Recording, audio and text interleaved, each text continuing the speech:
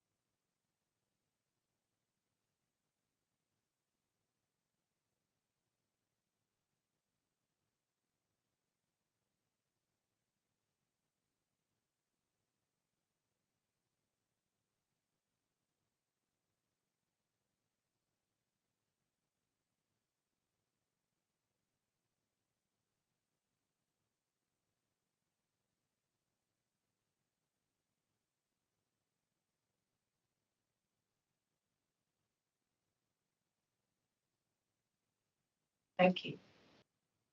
So, moving on to the agenda, we have no apologies for absence. Item 2, declarations of interest. Does any member have an interest to declare? Then we move to item A3, which is the minutes of the meeting held on 12th of September 2004. The action tracker and the minutes of the previous meeting have been circulated. Does the committee agree to sign them as a direct record? Agree? Yes.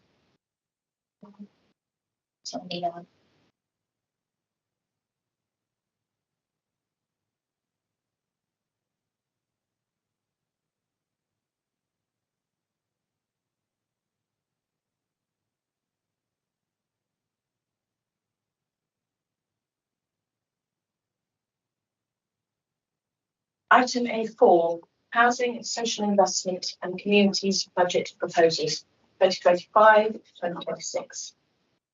This report is being presented to the Housing and Communities Select Committee as part of the budget scrutiny work being undertaken by the Budget Working Group for the 25-26 budget.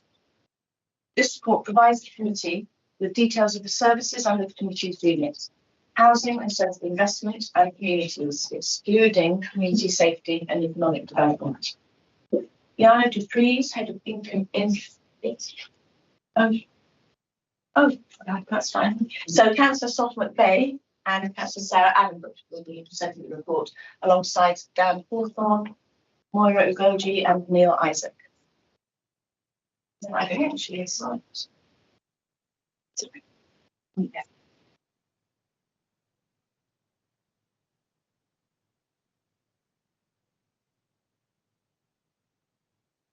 Thank you very much, Dan.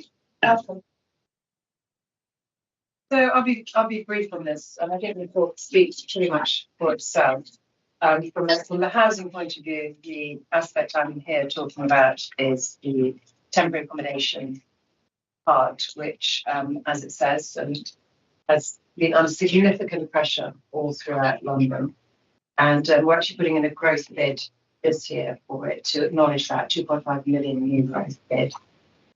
Because we are sadly projected to have spending by 3.3 million in TA this year. But we really have been working very hard to control the spend. One of the big costs for our TA budget was our spend on commercial hotels the previous year. And it's not only very costly, but it's not a good outcome for any residents living in hotels. And so we made that a real focus of COJO's team to do that. And we're now down to, I think, less than 16 households now in hotels. And at one point, it was well over 100. And we are completely bucking the trend in all of London. We're one of the few boroughs that are managing to do this. So I think it's huge. Congratulations to COJO's team for that. COJO's here right now. But one of the problems also, though, the issue that the funds, the budget went up so much was because the computer system wasn't updated. We thought, well, hang on, how come we're doing so well? We're reducing all our hotel costs, but why is figure still staying the same? It wasn't until there was a glitch in the computer behind the scenes system. So that was very, very disappointing and very demoralising for the whole team as well. So I think the rest of it speaks for itself. I don't know, Dan, if you want to say anything else about that aspect. I don't think so. Just have questions. Thank you very much. And I'm going to invite questions now from the committee. And I'm going to start with Lloyd. Oh, Lloyd and then Linda. Thank you. I was just going to ask about that TA, temporary accommodation going forward. Firstly, I think it's worth recognising that that's a tremendous step forward, especially compared with other boroughs, that this borough is performing so well in that aspect. Going forward, are there any other initiatives that we might take to save that budget further? For example, not using commercial hotels, using other accommodation. I wonder if you can outline any ideas forward on that. Yes, well, again, COJO's team has been really proactive in this and trying to encourage a much larger uptake of the private rental sector. But again, we're all boroughs in London are looking to the same private rental sector, and sadly, landlords have left that sector about 40% down in all of London. So we're all boroughs are trying to kind of focus on that same. But we are doing that. We've been very proactive on it, and our allocations scheme allows us to give extra points to people who decide to take up private rental. So that has been a positive. And also, what also another aspect, the team have done a really good job. They've been doing their prevention work. I think we're number 2 in London on our prevention work. I'm looking to COJO. COJO, do you want to? Yeah, come on. That's okay, Chair.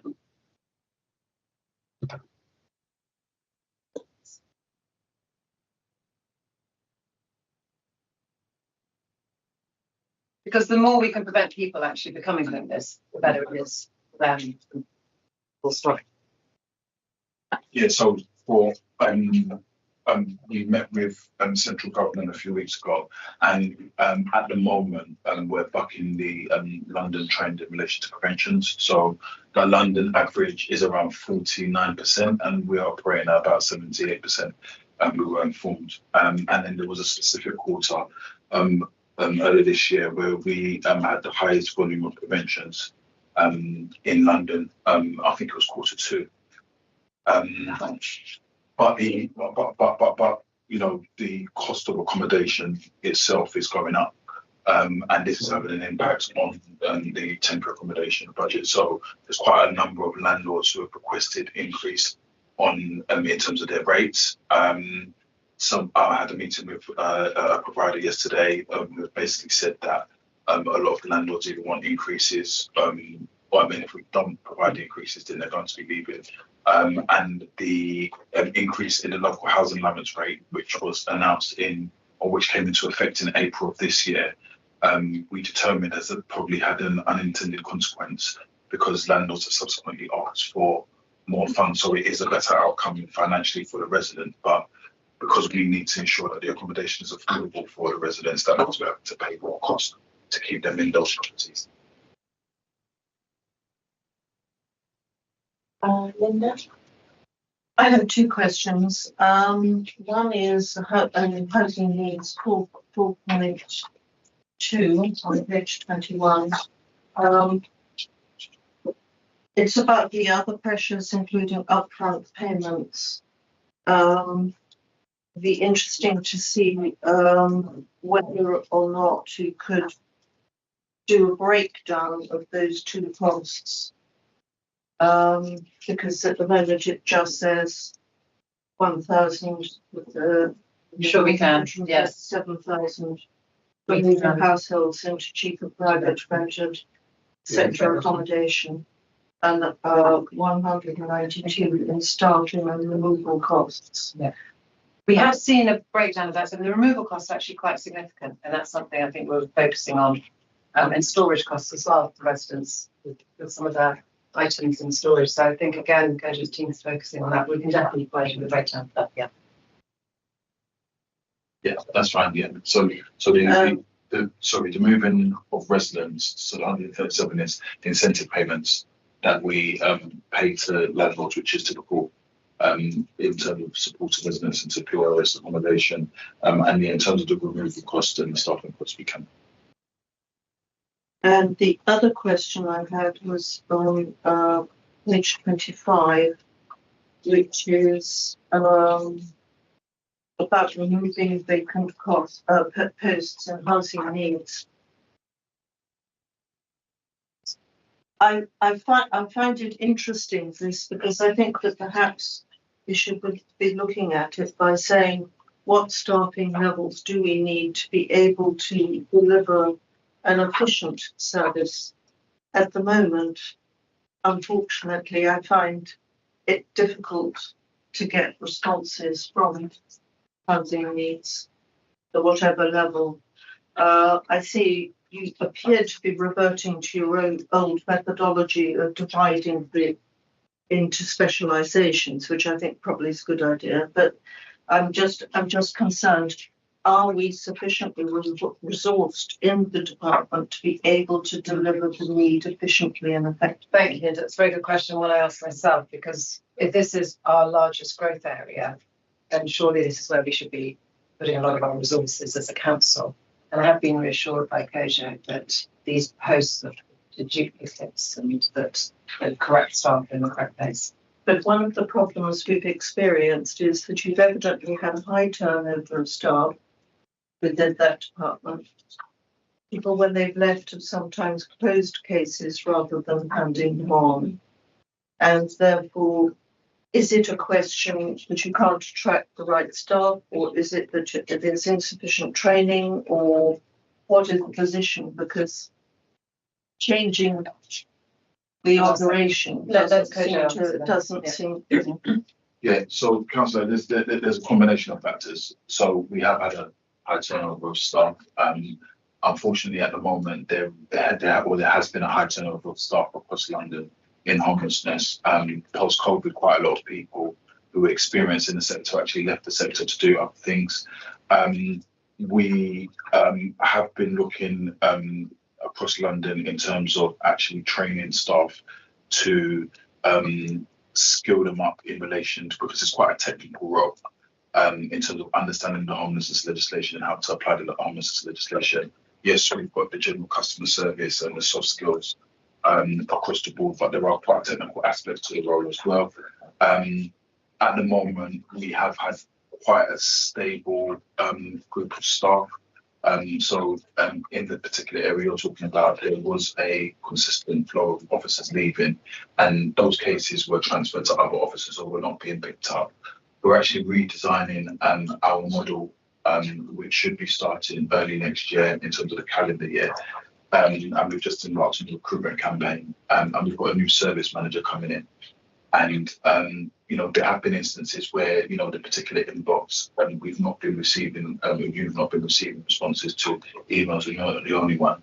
And this is a particular focus of attention for us.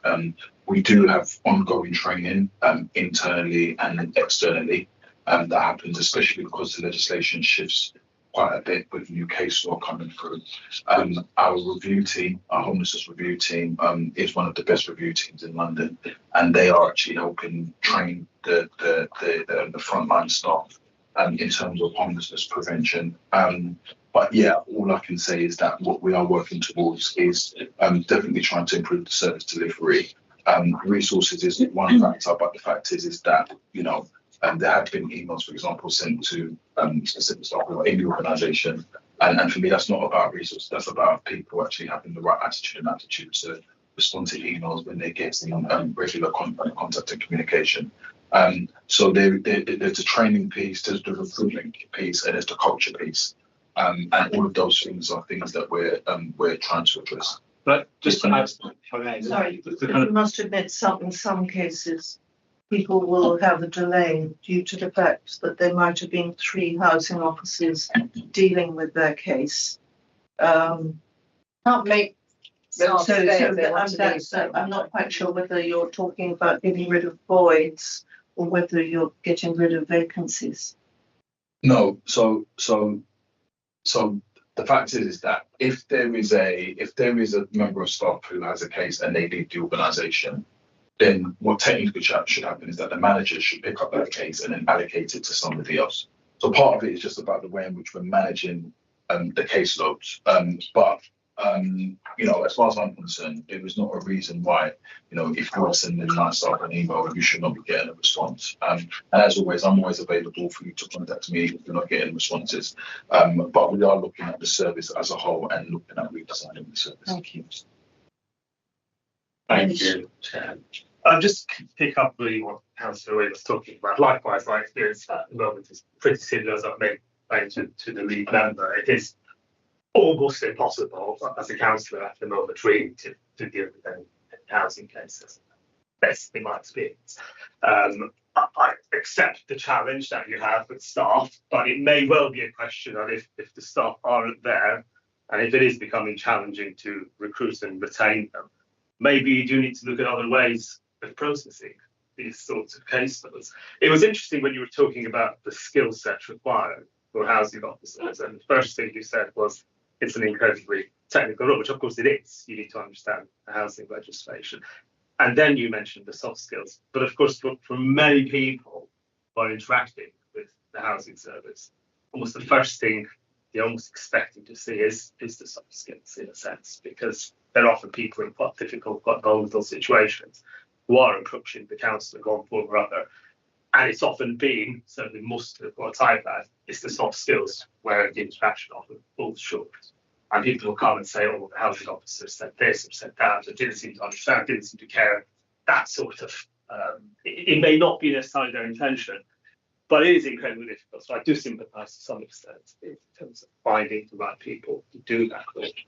But if that is a London-wide, genuinely a London-wide problem in terms of recruitment and retention, then I suppose my challenge to you, well, can you look at a completely different way of handling this case? And one aspect, which I've suggested to the lead member as well, we councillors, we spend a fair bit of our time dealing with these cases. Is there something that can be done to streamline our interaction, at least, with the service to take some of the load off the shoulders of housing officers? But that's something for you to sort of take away and explore. We are looking into that. Yeah. Kind of technical, using more technology so you can kind of access a certain level of information directly as a councillor. And obviously, when we discuss this about certain kind of GDP aspects that have to remain private, etc. But we could do a lot better, and we are looking at that. And in terms of the kind of empathy aspect of our officers, I know throughout both housing management and housing needs, we're doing it's called heart-to-heart training, and it's of course systemic practice training, which social workers do. So it's again, so you can have that empathy. I mean, obviously, that does take a lot more time too, and we've got a lot of pressure building up, but we need to allow the officers to have that time with someone, particularly in the customer service centre when people come in and often a very distraught situation they're in, to allow them to have that space and time. So we are working on both aspects of the training. Yeah, just following on from Hamish, and then I have another question, is that I have quite recently, I've had a few emails saying you will get the answer, this is from someone in the housing department, by such and such a date, and then it doesn't happen. So I think you could look into that.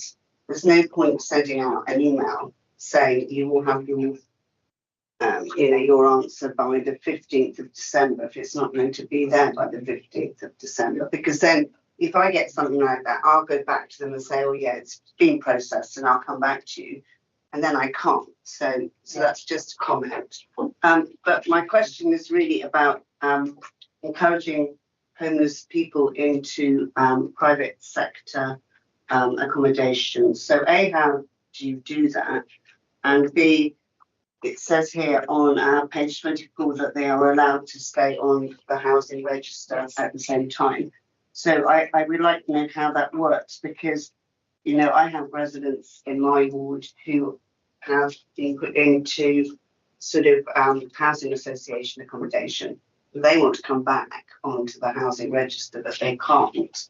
So how do you do that? It seems like it's a two-tier system. Yeah. Well, it was part of, I don't know if Christian asked, but it was part of the new allocation policy that came through last year to encourage the movement of people into hopefully a more settled, private, rented property, so you can have a bit more security about where you are, but still not lose your place on the housing list. So that was the idea, and it has actually been very Successful. yeah. But in terms of housing association, I'm not quite sure what the aspect for that is. So to answer your questions, so the first question was around how do we encourage people to go into the private sector. Part of it is just about laying out the reality of the housing situation. Yeah. So, you know, we've had approximately a 35% increase in homelessness in this borough in the last 2 years. We've been able to, despite the issues, we've been able to keep the temporary accommodation numbers stable. We've significantly increased the volume of private sector lets that we've done to residents. Unfortunately, the social lets that we've done have dwindled over the last few years, which means that, you know, we've had to have an honest and frank conversation with residents about the realities of actually being in temporary accommodation for sustained periods of time, which is not a great outcome as far as I'm concerned, or providing private sector accommodation, where even though it's not social housing, they would be able to be there potentially for a sustained period of time, and most residents are there for sustained periods of time.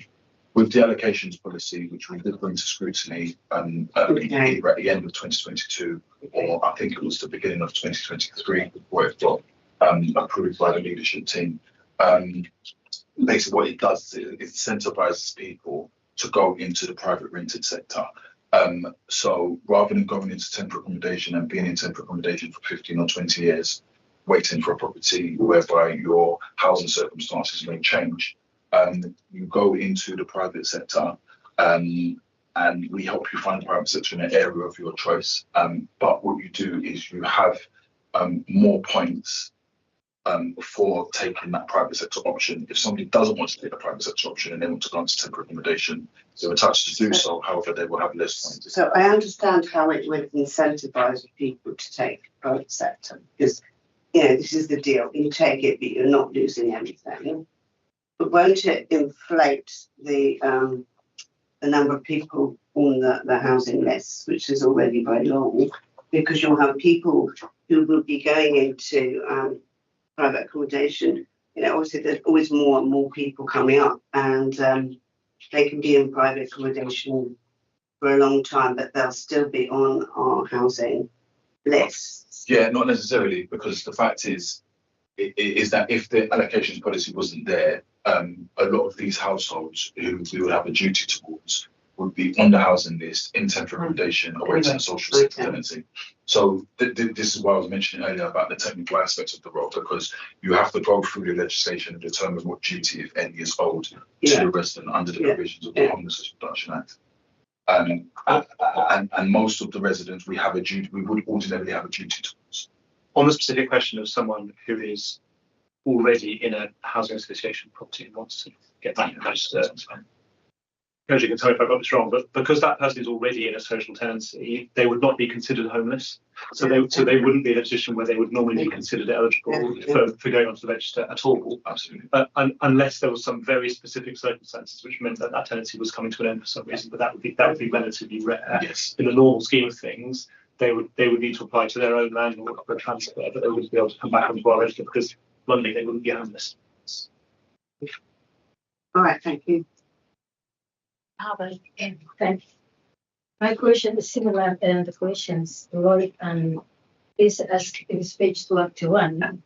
In order to ease the office spending, there is many tenants who are on temporary accommodation for a long time. And one of the last meetings you mentioned, or you had sort of mentioned that people, they will not, there is no place come back, so they will be accommodated permanently in the area outside of the borough.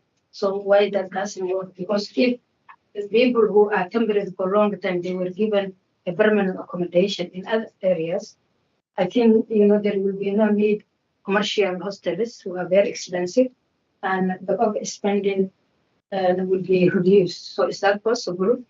And those people who are on temporary accommodation for a long time, they are not already in the borough, and some of them in more than 10 years, and they try for bidding and they do not get. So why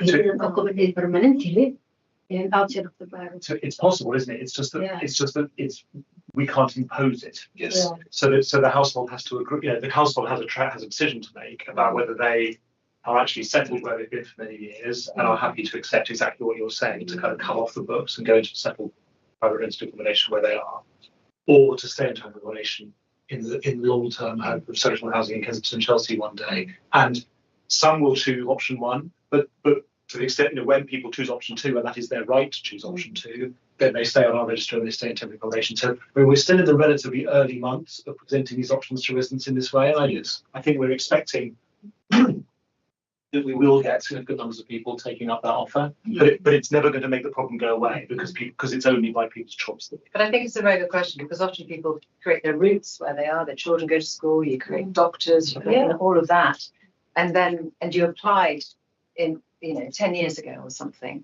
and your life has changed and moved on. But there's no process under the government regulations and law to when we're in a position to actually offer them something to reassess whether it's the right thing for them or if their financial situation's changed or anything.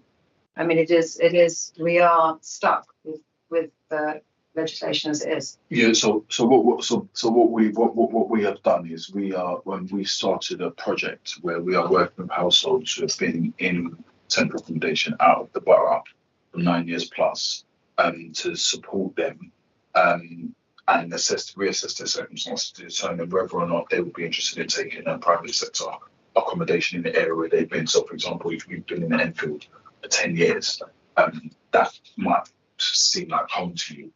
So rather than staying in temporary accommodation, looking at whether or not they'll take private sector option, and as Dan mentioned, we're not imposing it on them.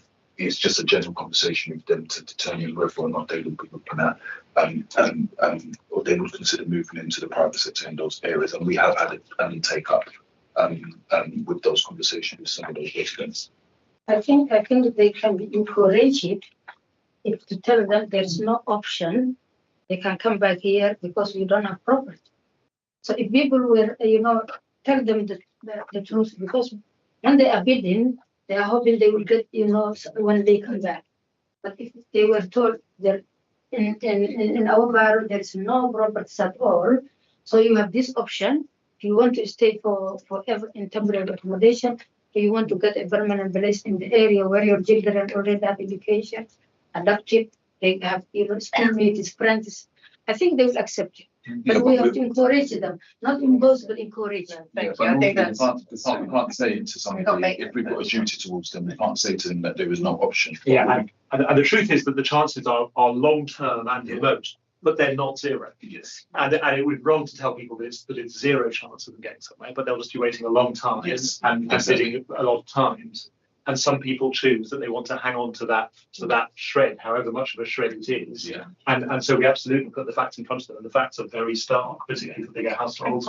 And nevertheless, some people choose to hang on. I think we're trying to be a bit clear about, as Dan said, putting the books in front of them. I think Koja's been working on that, just to kind of be as honest as we can about the housing situation in Kensington, Chelsea. And we now tell people the average wait times. We really are trying to kind of lay out the stark facts, because it's not good. Joanna, do you have any questions? Can I start with doing questions on the paper and then a third one off the paper? So on page 21 and problem 3, increased placement costs have added a further £1 million. This is the commercial intel. What is that £1 million? So what are the placement costs? Is that to a third party, an agent? It's a combination of factors. Yeah, so it would be we've got we've got providers who manage the properties on behalf of landlords. A lot of the landlords, I think it was about 700 or 37, I think we had, who requested an increase in the amount of the rates that we paid them. And we entered into a negotiation with all of them, and we've got to balance up the risk of actually not paying them the money and then the residents actually leaving the accommodation and us having to provide them with even more expensive accommodation or paying a little bit more than what we are currently paying, and keeping the residents where they are, especially for people who've been there for sustained periods of time. So some of it is rent increases, some of it is incentive payments that go to landlords, just a combination of costs that unfortunately increase. The shop's 137, much cheaper. Can I just look in, move to page 22, so the hard offender contract.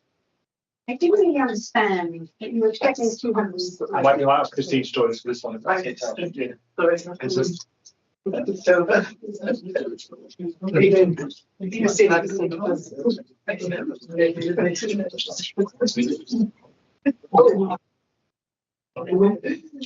much.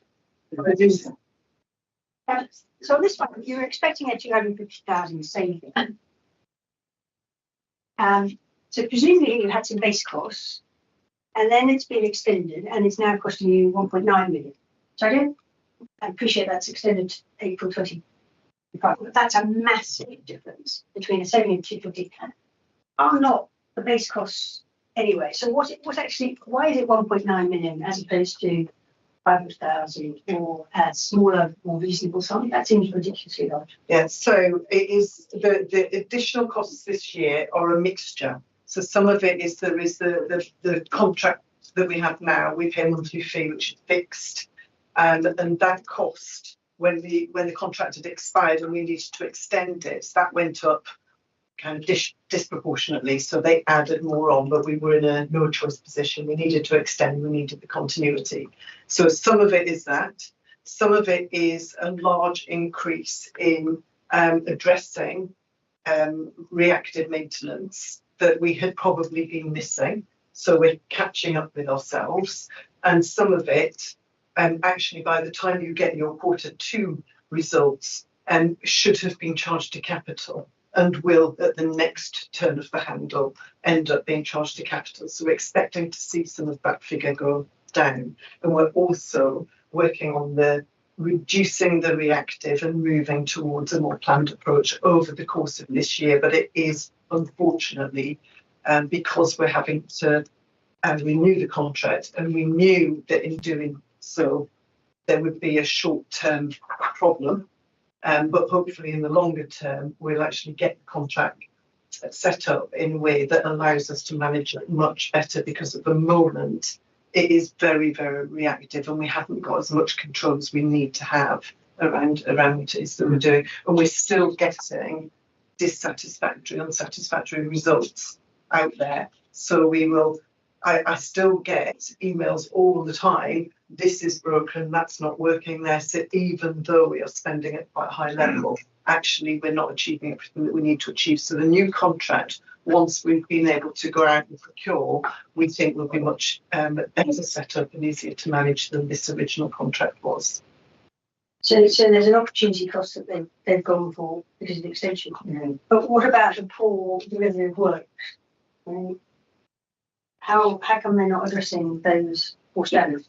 Well, we are. So I think that some of it was that we weren't doing the works that we needed to do, and some of it was that we weren't managing the works as well as we should be. So we're addressing both of those over the course of this year. But in doing so, additional reactive works have come through because we're probably a bit more proactive about making sure that we're covering things off. Yeah, and I suppose my question is, how come the contractor isn't picking up some of those poorly done jobs, as in the cost of the remedy? They're not doing the jobs badly, they're just doing an awful lot of work.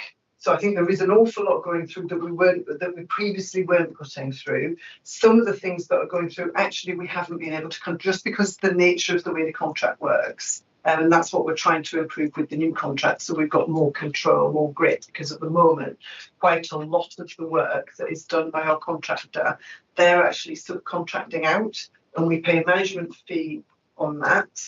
And some of that shouldn't actually be revenue works. It's actually capital projects going through the current contract, and we're trying to address that. So the figures should change over the course of this year, but I don't think that we will get to position, I don't like to say that we won't, but getting to the position where we, one, address the overspending, and two, achieve the savings. That's what we were hoping to be able to achieve by the end of the financial year.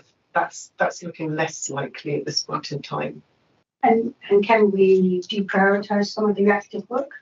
I don't think you can. Yes, you can. You can, because so they've all got priorities, and that's the other thing that has been happening. Everything is being pushed through on a top priority basis. So if we actually say we've got priority 1, 2, and 3, and we've spent a period of time, and this is happening, so it is starting to shift, saying health and safety top priority clearly, and that's what we're doing. If it doesn't come into that category, or a clear operational failure that actually then has consequences, like a boiler breaking down, something like that, then we won't be doing it at this point in time. We'll prioritise it for later. That is happening in the year, and we're hoping that will start to show. But at the moment, after the Q1 results, so this was only after the first quarter, it was in probably the worst position it's going to be for the year. I'm hoping that by the time we get to the next reporting, it will be in a better position, because I appreciate that this looks significant. It's obviously pushed the whole of the housing and social investment budget, general fund budget, out, and it's something that we've prioritised to try to address over the course of the year. One more question. You want to ask anybody else wants to ask me? Does anybody else have a question? Carry on, please. Dan, for you. I sat on an OSC, and they have the transformational challenges. And I hear councillors waving a durian, talking about not being responsive enough. There's quite a lack of transformational challenge, and therefore is there some different way of working that either we haven't contemplated or we should be looking at? Because it's relatively light in comparison to some of the other budget papers. Yeah. So one thing I would say is that what doesn't appear in this paper is that a very large part of the corporate savings and transformation programme relates to property and the capital programme, which is being driven from within our directorate. So it's probably safe to say that there's quite a lot of transformation work going on in our directorate, but it's not happening, as it were, it doesn't show up in this directorate account, because it's showing up in kind of under a different heading, which is the savings, the kind of corporate bits of the savings transformation programme, which I think are overseen by OSC. And we'd be very happy to come to OSC and talk about that bit of that there. I guess Coach has already talked about, the conversation we've been having about the housing needs service reflects the fact that there is no one answer to this crisis that we're facing in housing needs, and so there is a kind of, this is a slightly unusual phrase, but I'm struggling to find it. There's a kind of permanent revolution going on in housing needs, constantly thinking about new things we can learn from what's going on elsewhere, identifying things that aren't working, which we stop so we can redeploy staff onto things that are working, constantly measuring. And so it's not a kind of one-off, one and done transformation process. You wouldn't describe it like that, but it's a kind of constant evolution. And what I would also say, which Councillor McVeigh mentioned, is that a really large part of what we're trying to do right across the directorate, which actually I think is arguably the single most transformational thing of all, is on kind of culture and practice. So this work that we're doing to embed the systemic practice approach, which has been such a success in the children's social work teams, I think has potential to be kind of genuinely transformational. Can I just jump in, because I've been mulling over this as well, because I think we had a conversation about transformation in general. I've touched on the HRA fund as well. And often transformation, when you talk about it in the context of savings, it's kind of, sometimes you think, well, it's reducing headcount and introducing more technology. It's the kind of, the overview of it. And And as we discussed earlier, we are definitely going to be looking at more aspects of technology, but we're also trying to do things better. But I think actually we have been really transformational in leading the way about moving people out of hotels. I think that is incredibly transformational in everybody's outcome, including the budget aspect. I also think some of our prevention work has been incredibly, I'm using the wrong word, transformational, making up the word here, transforming.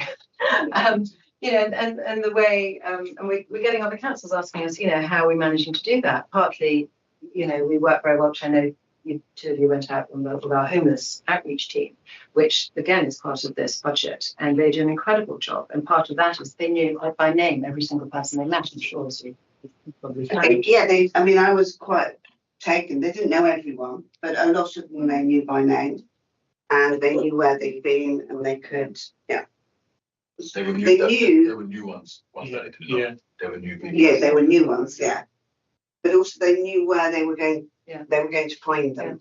Yeah. And the final real bit transformation bit, which I know a lot of people have spoken about a lot, is encouraging people to go into private rented sector and yet still keeping them on our housing register. I mean, I think we're the only borough, we're the first borough that did that. That was under my predecessor, him, and now we're starting to see some of the positives of that slowly. One final thing I'd add on to what you said, but also to what Councillor Doreen said, is that I think everyone who works in kind of homelessness services in London is sitting there thinking there's got to be a better way.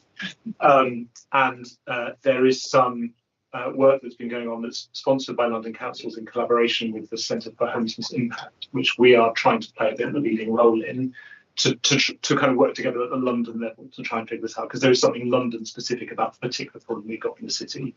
And I mean, that's early days, but that is absolutely starting from the assumption that something transformational is necessary in order to rethink how homelessness works in London, because it's not working for anyone. I mean, I think we're doing downsizing though, aren't we? That someone said at that same fund that there are enough homes, but the wrong numbers of people. If you wanted to nationalise all the housing stock and reallocate people, we wouldn't have a problem.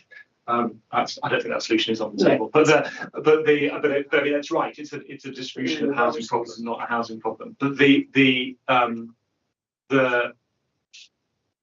of starting premise that the amount of public money that is being spent on really terrible outcomes for people, and going back to the point about workforce, it is such a demoralising experience working in this field at the moment in London, and that is having an impact on not only on recruitment and retention, but I think it affects kind of the culture in the organisation and the way that people are able to provide the service. Because when you are almost always saying no to someone, the human empathy that you are showing in doing that is all the more important. But I think probably, in fairness to our staff, it gets harder and harder because you kind of become to a certain extent desensitized to what you're doing in order to be able to manage day to day. So I don't use that as an excuse, but it's a kind of pretty grim reality of what homelessness staff, not just here but all over London, are dealing with. So they absolutely need our support, but it's kind of it's not an easy job we're asking them to do. I think it's fair to say. And I think just to add on to what Dan's saying, yes, there are staff who are inexperienced, staff who need training. Staff who are unresponsive, but there are some staff who are very responsive, who are experts in the field, who deliver excellent services. So there is a balance, but obviously, it's the bad parts of the service which will always get the attention and publicity. And my job is to just try and raise the other part of the staff of the service to meet how some of the good staff actually delivering across the board. And just to make a comment, straying into another area, and from my experience of going out with the homeless team the other night, was that one of the problems is not having enough mental health beds, and to see people on the streets. I think out of 8, 2 were, I'm not a doctor, but they were clearly they weren't well, and to have people who are mentally that unwell on the streets, I think is really awful.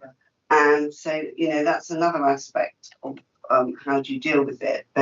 And I think that's really difficult for the outreach team, because they can't provide these people with what they need, which is a bed and hospital. So, and Councillor O'Veigh has been really pushing us to work, and Councillor Rendell, to work kind of much more closely in a joined up way between, right from those kind of those services to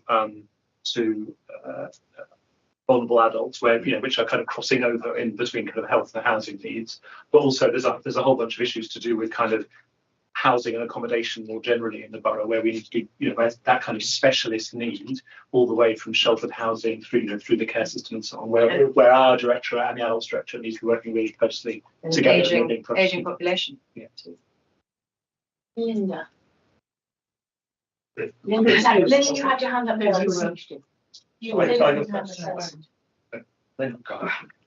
It comes back to actually processing. I think part of it is communication, part of it is empathy. But actually, if people have applied and it's 6, 9, 10, 11 months, and they're still having to pursue, there must be a methodology as to how you address it, because that's part of the frustration. I appreciate your staff have a difficult position. I understand completely about the lack of accommodation that you can nominate people to, but part of the frustration is when people have applied and then they don't get an answer, and they don't get an answer. So I think we do need to look at that element, because that, I think, might, don't you think, maybe should reduce some of the frustration. Chair, I'm just mindful that we're talking about the budget here. We're going off into how the whole service works. So, I mean, we're happy to carry on. No, but it's material as to how you cost, how many people you have in a department to be able to support it. Also, the technology to support it. So that's the reason why I'm coming back about how you can reply that. We can come back. And timescales. I feel you've added your answer. Yeah. I think the only thing I would add is that yes, but there are some people we provide an answer to and they're just not happy with the answer. Some cases take longer because people are so fixated on getting a social housing tenancy and that's down that line. Unfortunately, it's just not possible. So it's really difficult. I think that in terms of the point I was making around the technical knowledge and the soft skills, they're not mutually exclusive. We need to try and do it together. And the point is that there are some that some of my staff need to be better at communicating the outcomes to the residents and communicating with you and keeping you informed.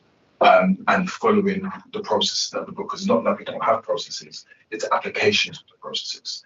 And my managers need to be better at ensuring that the staff are doing what they need to do to keep you informed and keep the residents informed. But when the dust settles, the fact of the matter is, unfortunately, there is not enough housing for the demand that is coming through the door. And we've got to deliver very, very difficult messages to the residents who approach us about how we can support them. Most of them want a council house or a council property. That is not going to be possible if we look at the accommodation that comes through available each year, with the demand that's coming through the doors. So this is why we are looking at different ways of trying to support people into either supported housing or whether it's private sector accommodation, or some people who are living with relatives and they're asking them to leave, trying to keep them where they are. Our emerging and one of the biggest reasons we've got for homeless approaches is domestic abuse. So there's a lot of support that we need to provide to residents around that and ensuring that we're implementing the Domestic Abuse Act 2021 properly. So there's so many conflicting priorities. You mentioned rough sleeping. We've got a number of the rough sleeping team is one of the best rough sleeping teams in London, which has been acknowledged by MHCLG. But we've got a number of entrenched rough sleepers who the team have engaged with them and they are refusing to accept the support that's being provided. So it's quite a complex issue. And yes, there are definitely things we need to do to improve, but there is a lot of good work that's going on with the team. And to bring it back to the budget issue finally, I would say that we are confident that we have enough people. Yeah. The challenge is to be deploying them in the right way, to have them working as efficiently as possible and with the right kind of culture and values. I know we're confident, based not least on Koja's experience of working elsewhere, that in terms of kind of the ratio of staff to caseload, we've got the team we need to that's matched to the size of the task, even with these relatively modest savings that we're proposing. The challenges lie in those elements of getting it working and getting the machine working as well as we can. Hamish. Thank you. Dan, what was that phrase you used? Was it permanent revolution? Yeah. So you have to think of something like characterised. That's why I was chaos. looking. That's why I was looking for a different phrase. Well, no, chaos. If you're not careful, chaos might be another way of describing that. But it's just, I'm confident in defending a position where we are constantly asking ourselves if we're doing this as well. So being slightly different, but I appreciate there's a caution to be struck there. I do have a question on supported housing. So the paper says that there's been savings made on that. Now, I know that the hostels working group has done a bit of work on that, has others. We know that they themselves, providers of supported housing, pressures in finding their own staff. There's lots of difficulties there in terms of salaries. So I'm surprised at how savings have been obtained on this. So it'd be good to understand where that's coming from, how you've managed to do savings, and how that will manifest itself. I think I'm right in saying this is a historical saving, so it's a previously achieved one. I think it was associated with the end of a specific commissioned contract, which the team, whenever any contract comes to an end, you determine, do we still need this? Do we need something else, or can we absorb it in what we're otherwise commissioning? And I think as that contract came to an end, because of the particular cohort of people that were being supported by that contract and what else we already had in play, the team took the view that it didn't need recommissioning. Actually, we could absorb the demand we had through the other services that we were already commissioning. So we were able to take the amount of money we were spending on that contract out of the budget at that time. Is that a fair description? Yeah.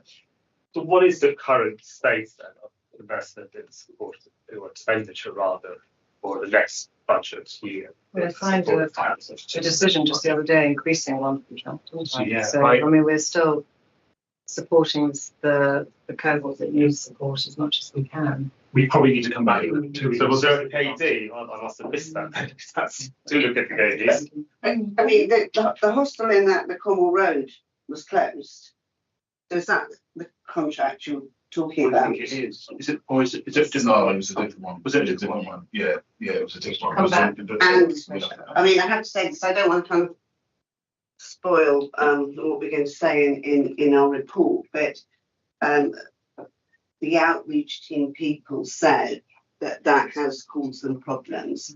The closure of Cromwell Road, and also the decanting of Princess Beatrice House, which I understand does have a future, but that's what I was getting from the person. Your homeless outreach team, yes. The lady I can tell you who she was, Yeah, but okay, so they really felt that it was much harder for them to find places since that Cornwall Road hostel had shut down. And neither of those things, I think, happened as a result of decisions that we took. Yeah. It was because the providers made decisions and we had to absorb the impact of that. As you say, we're trying to kind of, as it were, rescue the Princess Beatrice House situation. Yeah. But we're at the mercy of third parties. Yeah, absolutely. About the size of the budget and what was the contract that was decommissioned for that savings. Yeah. So I have some questions, which I will just go through as quickly as I can. Looking at 4.2 on page 21, it says we're looking to no spend of 3.3 million, and I'm just looking at the tables, table 1 and table 2. Now, I think this is probably implied, but I like to say things out loud. In the original budget, if we look at that figure, and then we look at the revised budget, there's a 5 million difference there. So you could frame it a different way and say we're actually looking at 9 million overspend. And I suppose why I'm asking that is, notwithstanding the 2.5 million growth that we have in these budget proposals, which is, I think, very sensible, do we feel, based on previous up to 4-1 there position, do we feel that that's an adequate amount? The 2.5 growth ask. I mean, I asked that as well, and we felt that was all that we could realistically put in at this stage. So would we therefore expect a revised budget at some point during the? Well, I don't know. I mean, it depends. I mean, we're waiting to see what the government. We're slightly disappointed the government funding has come up with 230 million for the whole country. Yes. And divide that by X number of local authorities. I mean, it's a drop in the ocean. So that's why we didn't kind of want to over ask, because you know the entire general fund is in difficulties caused a lot by housing needs. So we wanted to be as realistic as we could. And we are, you know, I mean, Cody was saying just the other day that our waiting list hasn't gone up dramatically because we're managing to do really good prevention work, and also some of our new homes builds that we're starting to do, that the putting people into them is starting to have fruition on our list. So it might be kind of small amounts, but they all add up. You know, I think what you said the other day, it's gone down 47 households or something on our list. So it doesn't sound a lot, but seeing every other borough, their waiting list is going up. So I remain hopeful, but I mean, I've asked the same question to the Medical Finance stuff, and I think based on past performance, it might be sensible to just think about making that as realistic as we can. Mm-hmm. I have a question for Moira. Yes. Looking at 5.2, it's on page 22. Yes. These are realised savings, I think. Yes. On quarter one. And it talks about identified efficiencies. Yes. And I just wondered if you could tell us a little bit about what they were. Okay, so the efficiencies are across communities, so not just consultation and participation and community partnerships, but also includes community safety registrars as well as economic development. And these are savings, for example, I think some of it is salami slicing and kind of shaving some budgets off. And for example, we had some roles within the team that had been vacant for a while. And so some of them became part-time because we haven't filled those vacancies for a while. And that was within the economic development team. And then we also had some savings around a little bit of support with the citizens panel. So we can continue to give this full amount of support. We didn't spend as much as we're spending. So it's little things like that. There's lots of little amounts that add up to that saving. Great, thank you very much. That clarifies that one. And I have just one very quick one out of interest, because we've heard about the encouragement of private rented accommodation. And I just wondered, in terms of the placements that we've done so far, how much of that do we think is in borough, private rented? Not much. Is it because the cost of accommodation Yes, in private sector is so expensive? Yeah. So most of it is out of borough. Okay, thank you. Because a large part of what the team are doing when they're placing someone in private sector is to try and help the household come up with an arrangement which is sustainable. Yes, of course. So we're making a set. We're helping them to figure out what they can afford, and then finding them somewhere which matches that. And as Coach said, the chances for your average household in kind of housing need of finding that in KNC is vanishingly small. But we have bought some properties specifically for TA in the borough. For TA, yes. Specifically for TA in the borough on our existing council estates. So we have specifically bought that. Given your flagship work and congratulations on it, does us teaching other boroughs or being used as an example mean that other boroughs will start fishing in the same pots? And so actually the demand. Well, they won't be able to fish in the KNC pot because they can't afford it. So we have conversations across London all the time, and we share best practice. And we learn things from other boroughs, and other boroughs learn things from us. I think that when it comes to actually rehousing people permanently into the private sector, some of it is about the incentive payments that can be paid. Some of it is about just having good relationships with particular landlords. Where we have the biggest challenges and difficulties is around implementation and landlords potentially betting us off against one another. So this is where we definitely have to do work in a unified way, because if we allow, you know, the landlords to continue to pit ourselves against each other, then the cost of the temporary accommodation is going to skyrocket, and you know, this budget position that we presented today is going to be even higher. So on that basis, what we do is we work with other local authorities to try and get the cost down. And there's an agreement that we have between us where if we're going to place in certain boroughs or any borough, we need to notify them, and also we can't pay more than what the host borough is paying. So yeah, we learn from each other effectively. So I wouldn't try and claim to teaching other local authorities anything more than it's a basically collaborative arrangement with some built-in tensions. Yeah. I think it's fair to say. Yeah. much good. Now, we're going to move to any questions from any councillors in the audience. I can see, Mary, you have your hand up. Thank you very much. And please, apologies if I've asked a question that someone else asked. It's quite hard to hear here at the back sometimes. To echo something Claire asked, what can someone explain the shift between table 1 and table 2 on 20 and 21 between the 5 million that goes from housing management, leaving it only spending £500,000, to housing needs? Neil can first. If I may, Chair, it's just been recategorised. It's the same spend. We haven't shifted 5 million out from housing management general funds into housing needs. It's just recategorising the expenditure from the base to the revised. So the So service we really only spend £500,000 a year on housing management In the general In the- fund. in the general. So the rest is Okay. so the vast bulk of it is HRA, which is accounted for separately. Thank you very much. There's an AMBER saving. There are 2 AMBER savings. The one I was wondering about was the new homes one. Are we sure that shouldn't be built into the budget, or is that a one-off failure to save? What's page you on? Sorry. 29. Sorry, it's in the 29. page 29. Thank you, page 29.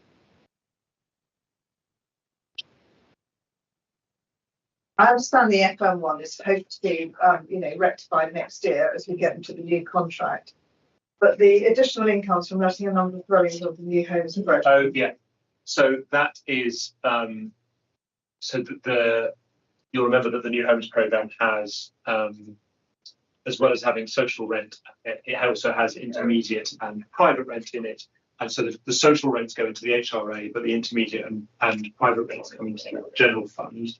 And what the reason that this saving hasn't materialised in quite the way we hoped is that we'd set the deferred rents at a time when the market was different to how it has turned out at the moment when we were actually ready to rent the homes. So we went through a period, I think I might say, of setting the rents too high and they weren't letting. And then we had to drop the rent in order to let them. And both of those factors led to a reduction in the income compared to what we profiled. But we're now able to budget on a more kind of confident prediction about what the market is now actually sustaining for those market rent homes.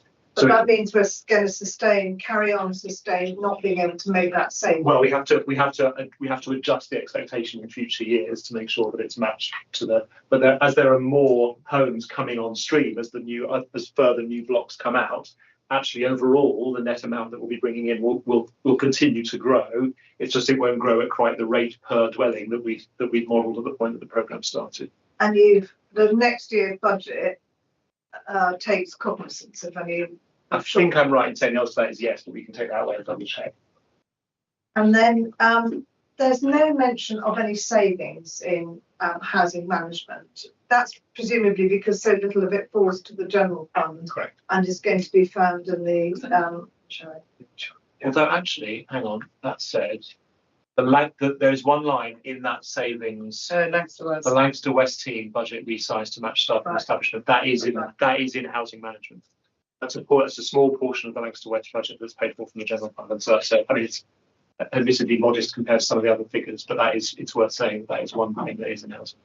Thank you. And finally, just to reinforce what Claire said, last year we had a £4 million overspend, if I remember, on temporary accommodation, and we said, okay, you said we'll only put £2.5 million into the budget because it's bad discipline not to, which actually is just rubbish. But we need to be realistic about budgets, and we look like we're going to do exactly the same again this year. And it's no good saying, it's embarrassing to put more than 4 million, because all you're really doing then is basically saying we're setting an unrealistic budget and we're going to draw down from reserves. And I don't think that's. I just want to challenge that slightly, because I think unless we actually say to the team what our aspirations are, they may be slightly over-ambitious aspirations, then there's less incentive to really push for.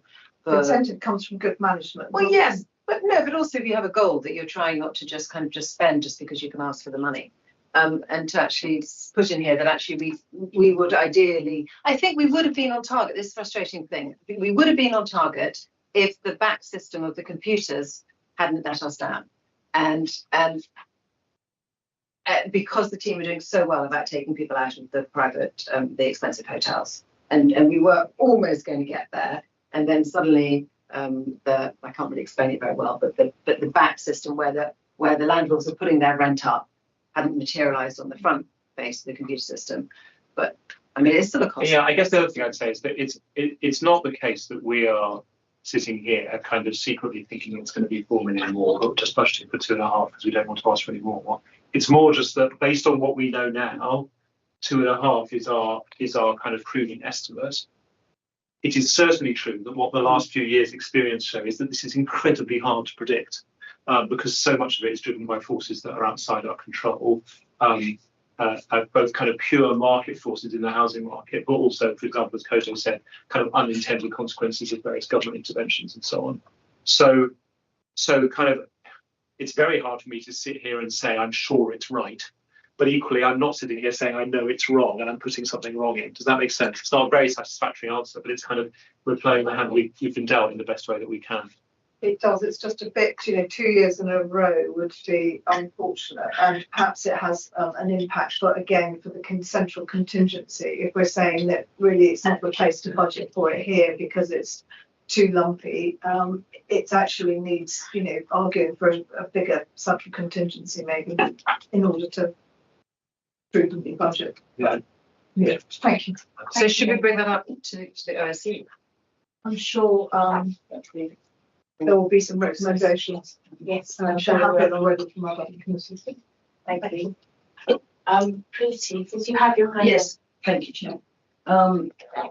This question is for Christine. I just want to understand, you said the cost on the contracts, the renewal of the contracts, some of it should be in maintenance, it should be more in capital works. And then since there's a process of prioritizing it, that has much input. So are you just saying that it's just a balance sheet problem? Not all of it, but some of it is. Some of it is that we, with the contract that we've got now, we've got a fixed fee, some reactive spend that is not something that we can automatically stop, but we can try to manage by prioritising it. But some of it has essentially been works that are being put through as if they were reactive maintenance, but are really capital projects that are going through on the revenue side and shouldn't be. So what we were doing, if we look on the other side of it, is underspending on capital and overspending on revenue. So in the year, that's what we're looking at. And by what percentage was it out of sync? It's reasonably high. I wouldn't like to put a percentage on it. If I can take that away and come back, please. But it's not. It's quite a significant amount of what we're spending actually is potentially capitalisable, as well as some of the staffing costs associated with that work, which should be on capital, but should currently show up on revenue. That would be great. Yeah, I'll get that figure. Please. And I'm assuming from now on, these contracts are reviewed on a regular basis, so we don't get caught out again. Where you said that there are external, elements where we didn't have any control. So I'm assuming that that's all been looked at properly. For the new contracts, yeah. So the new contract will be much clearer about what it is that is done under that contract and what shouldn't be done under the contract. Right. Because as it stands, quite a lot of work has gone through under the contract to the facilities management contractor, which is Belrock, and then they've subcontracted it out, and in the contract, every time they do that, we get a 10% charge on it. So then if we do that repeatedly over a number of what might be commonplace elements, that is going to start to push us into an overspend position, and that's what we had been doing previously, and that's what we're trying to arrest that now. So I think what you were seeing in that first quarter with the quarter 1 results was these things coming to a head. They were building up towards the back end of last year. They've gone into the beginning of this year, and we've been arresting it over the course of the year. So when you get the quarter 2 results back, then we'll see that we will have addressed some of this already. But I can't say it's all been addressed. Right. These contracts are generally quite long. So the Belmont contract that we have was previously a Triborough Amy contract, and then we ended up with the Belrock contract, which was for 5 years plus 2 years plus 2 years. So I think it ended up being around about the 9-year mark, right, or before my time. So apologies if I've got the number of years wrong. When we renew the contract, it will be very similar to the soft FM ones for one single 5-year period without the ability to extend, and that will force us during the contract and not too far into it to keep tabs on it and to make sure that we're on our toes and we're not just drifting into. So we'll have more control over it then. I hope that's what we'll be introducing. That's a plan. 10% being charged every time. Yeah. We will be that will be built into the new contract. So we'll be managing what we're starting to do is to move away from facilities management repair work to programmed repaired work. So we've got a clear asset strategy, a maintenance program, and a program that's probably more similar to what they've got in housing, but on the operational estate. So we're not constantly putting in as reactive, stuff just flying at us, reactive that we should be planning. Yeah. I hope that helps. But I will try and find that figure to get you the correct portions. Thank you, Chair. I'll be very quick. I agree. I think housing is a tall order. And one thing I will say to the team, every time we speak, well, one of my co-councillors is on the panel, North, every time we speak to all the social housing residents, they always say, we want to stay with the council, we do not want to go with an association. So that's absolutely, and you guys did a fantastic job, but I mean, there are lots of places where we've fallen apart. And delivery, I think we spend money, but it's delivery, and it's not happening in a punctual basis.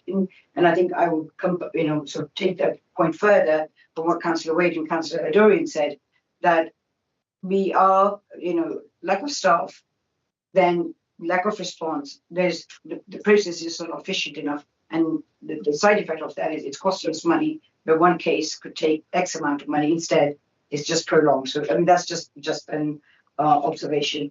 And one other thing I would also like to know is, you said this, it's brilliant that there's been, we have now private tenancies.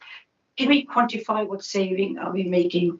I mean, of course, there'll be quite a handsome one, but do we know from moving away from hotels and bed and breakfast to private tenancies, and how much are we saving? Just last year, I was just checking actually. After, sorry, but I didn't see the figures. Yeah, no. Just 1.8 million last year was spent on commercial hotels, I think. So that was why I was saying that we thought that we were going to be nearer in budget, and then sadly we weren't. Yeah, 4.3, 23-24 commercial hotels contributed approximately 1.8 million to the TA we spend. That's why when I came into my post, that's the first thing I said, let's focus on. And so we targeted a team to focus on that. But we don't have a figure of what. Well, I think I have seen a table which shows the relative cost of each different kind of placement, and therefore what you save moving someone into the most expensive into the next most expensive. I'm sure we can dig that out and share. An overall figure, that'd be interesting to know. And one final, this is just curiosity again, but I think it affects. Do we know what percentage of take up on private tenancy there is, and is there a time frame? Not off the top of my head. But what I would say is that 70% of the residents who approach us for housing assistance are singles, and finding studios in one bed is not really a problem for us. But I can get the percentage for you. What I do know is that last year we had, in terms of our private sector lets, we let 487. And so far this year we've done 384. So we're doing more and more each year. And that number does that relate to, because sometimes we're using private sector as a way to prevent homelessness. Yes. Sometimes we're using it as a way to relieve homelessness in order to avoid someone going to TA. And sometimes we're using it as a way to get someone out of TA when they've already gone in. Does that number apply to all three of those categories, or is this that's all of those categories combined? Yeah. So I must go because I cannot sit longer. Okay. Nice to see you anyway. And thank you to Harlow. Thank you. Merry Christmas, everybody. Thank you. Thank you, Chair. Thank you, Katie.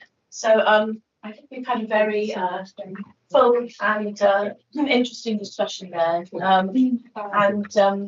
We've heard about all the ideas that we have with temporary accommodation in the private sector, reducing the spend on hotels. Heard about the 78% prevention, which is impressive. And we've also heard about the costs of moving and the incentives for making those moves. We've heard about some concerns about removing vacant posts in housing need, but we have been assured by Dan that the resource is adequate, and I hope that we will see that borne out in practice. We've also heard about handling caseloads and streamlining the interactions from counsellors and casework with housing needs, and how that has been in a state of permanent revolution and transformation to dignity. We've also talked about the facilities management and the transformational challenges. And we have also talked about whether we are confident that the growth in temporary accommodation of 2.5 million is going to be adequate. Now, I did notice that nobody challenged me when I said we actually have an overspend of 9 million. Yes. So last year we budgeted 14.555, and we are at Q1. We are forecast outturn 23. Yeah, I think you said that was because we'd combined the budgets and organisation. But so then that would mean that we've been given tables that's not comparable. Table 1 and table 2, That wouldn't be right. So no. Because the revised budget is 5 million more than the original budget for housing needs. Yeah, Chair. That's because the housing management general fund's been recategorised. So if you look at the bottom line, it's between original and revised. It's not changed very much. But 5 million housing management general funds being recategorised as housing needs in the revised budget, and that accounts for the bulk of the difference. Right. So apologies for that. No, that's fine. So what we are then confirming is it's not in fact a 9 million overspend. It is in fact 3.273. But we need to make the tables clearer. So that would be helpful. But I think the question still stands, and I wonder what the rest of the committee feel about whether we feel that 2.5 million in growth is going to be adequate when we know that the as I said, I don't probably think it is, but a fair wind behind us. No. But yeah, I mean, I don't really know what our options are to say. Yes, we would like some more money from the general fund. Of course, we'd like to say that. Is this 2.5 million the total, or is it in addition? It's a bid. So for this year, are we just asking for 2.5 million for temporary accommodation? No, it's temporary. It's 2.5 million more. We're asking for 2.5 million more in 25-26. Okay, more. And so what was the figure before? What was the baseline budget for 24-25? The original 14.555. Stick with the 19, Chair. Okay. Although that's the total housing needs budget. So it's not broken down. So yeah, that's housing needs. So how much was spent on temporary accommodation the year before? We would need to probably get that figure. But it's also worth saying that there's a gross figure and a net figure. So the gross figure is the total amount outgoings for temporary accommodation rents, and that's in the 40 million territory. And of course, what you take off that is what we can claim back from the government in terms of TA subsidy. It's just and the council budget, so the council expenditure, which is the number here, Okay, so is we're what you looking have to at the spend to net. close that We're gap. looking at the net. We are doing. From memory, I think it's like about 12 million. So I think So we think next year temporary accommodation is going to cost us 14.5 million.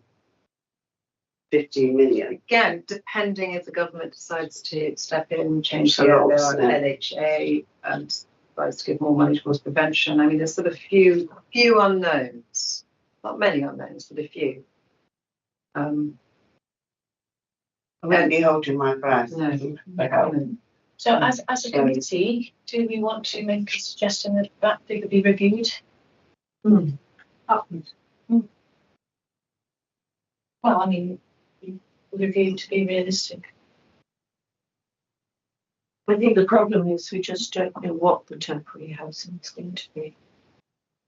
But We you do know, know all we the have an projections are that it's going to go up.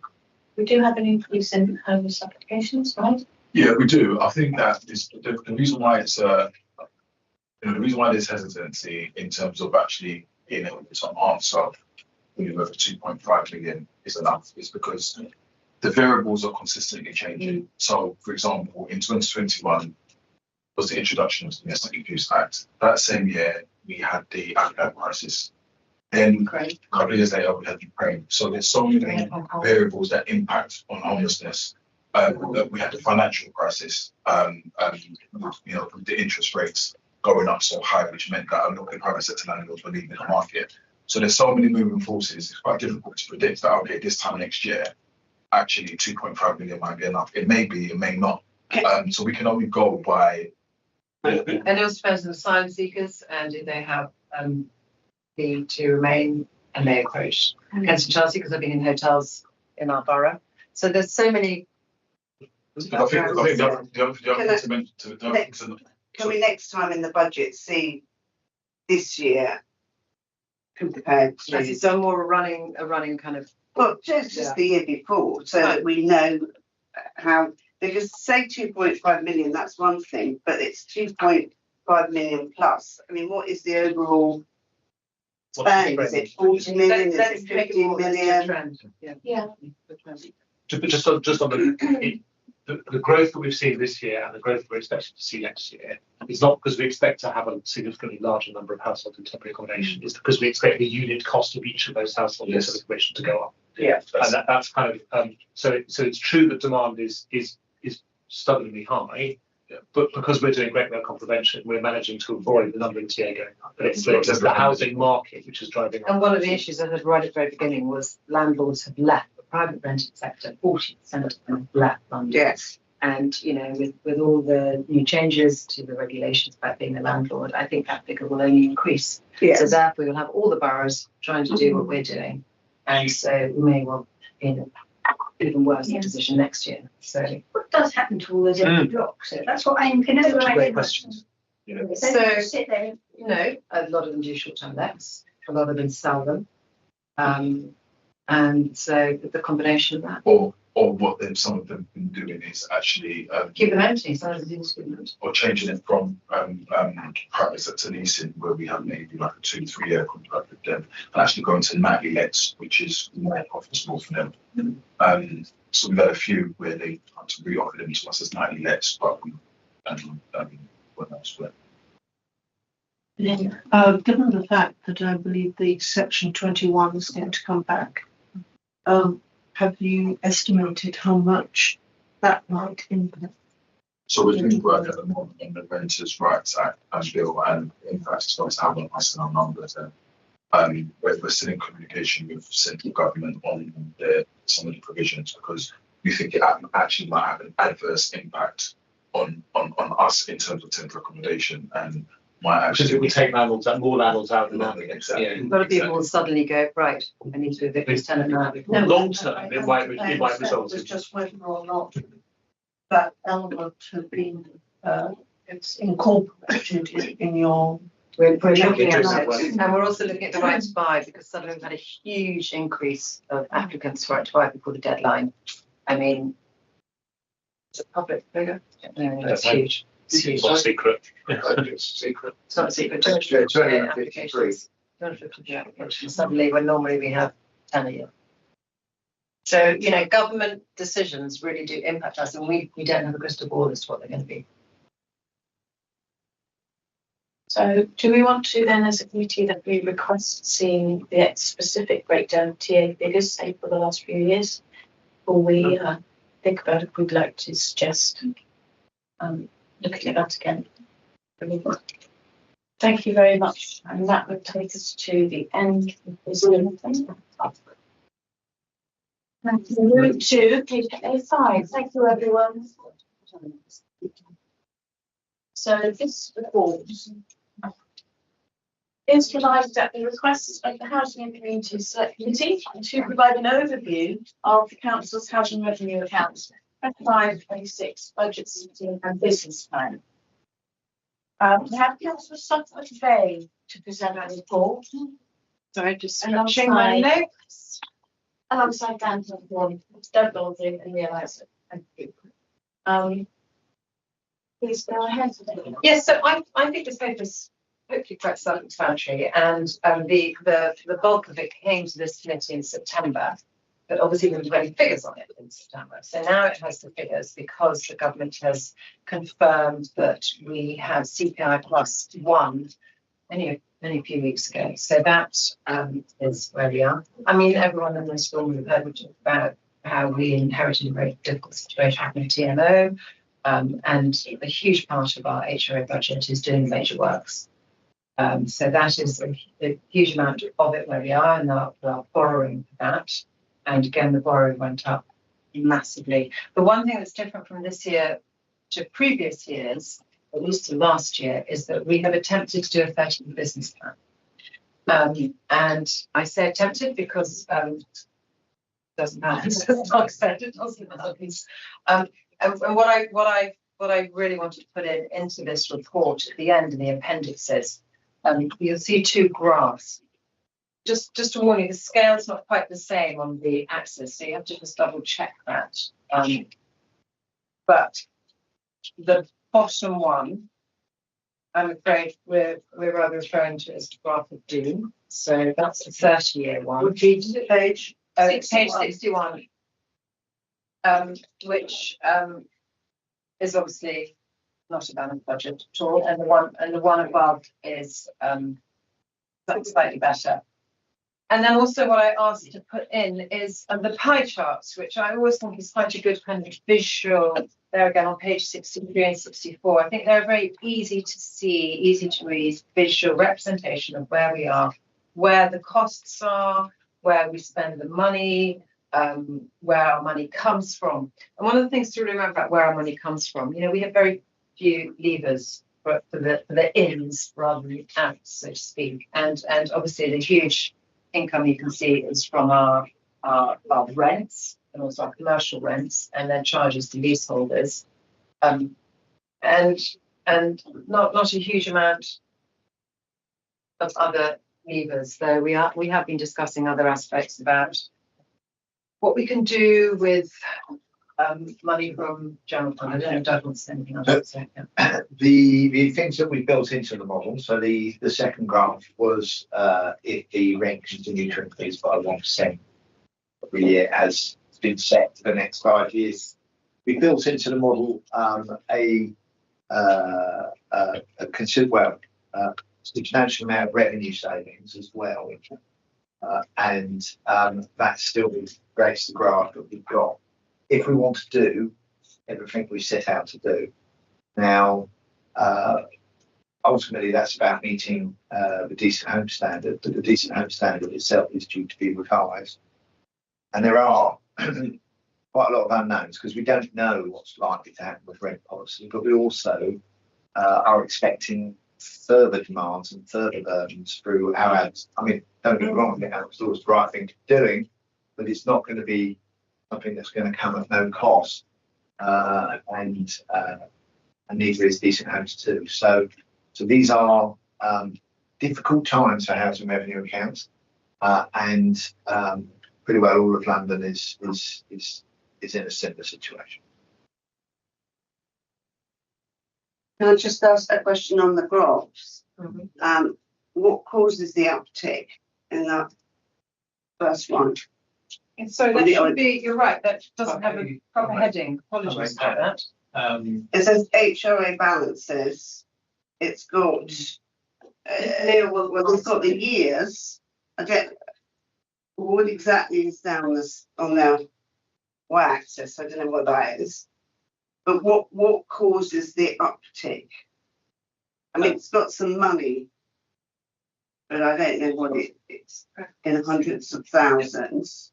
Yeah, thank you, Chair. The reason for an uptick is that, as Doug said, the top graph assumes a CPI plus 1% rent increase over the full 30-year life of the business plan.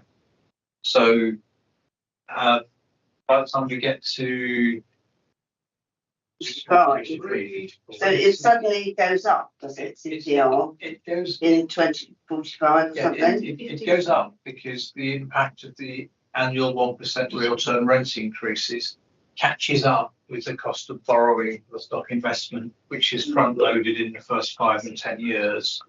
So, but we don't know what the CPR is going to be in those years. Nor do we know whether the government are going to allow us to increase by it. So it's the way the model works, Chair, is we are picking up costs and income streams with the same level of indexation. So if inflation were to be 5% or 4% or 6%, it's the differential between the costs going up and the rent going up that creates that positive cash flow over the long term.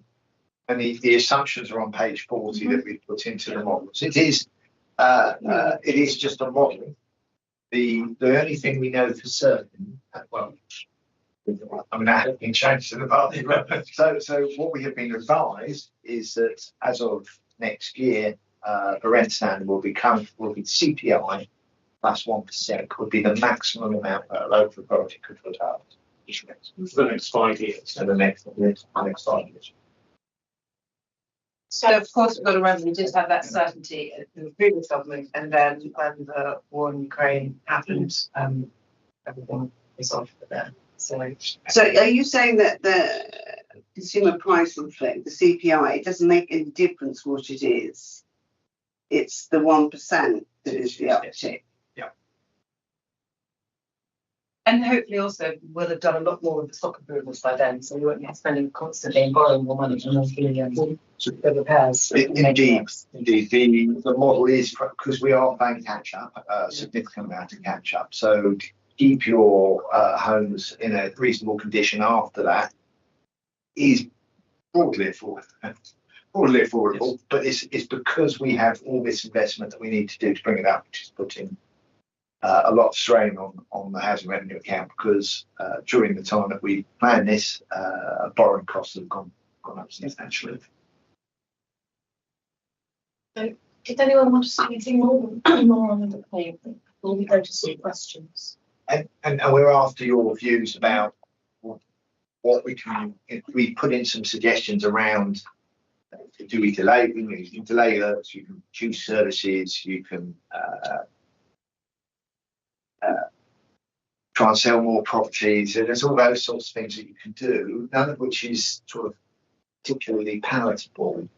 But it is the situation that we are, and lots of others are facing at the present moment. Yeah, I guess one other thing I'd want to add is that a lot of the commitments that were made in the council's response to the Grenfell Town inquiry rely on a healthy HRA, because a lot of those commitments are about the services that we provide to our tenants.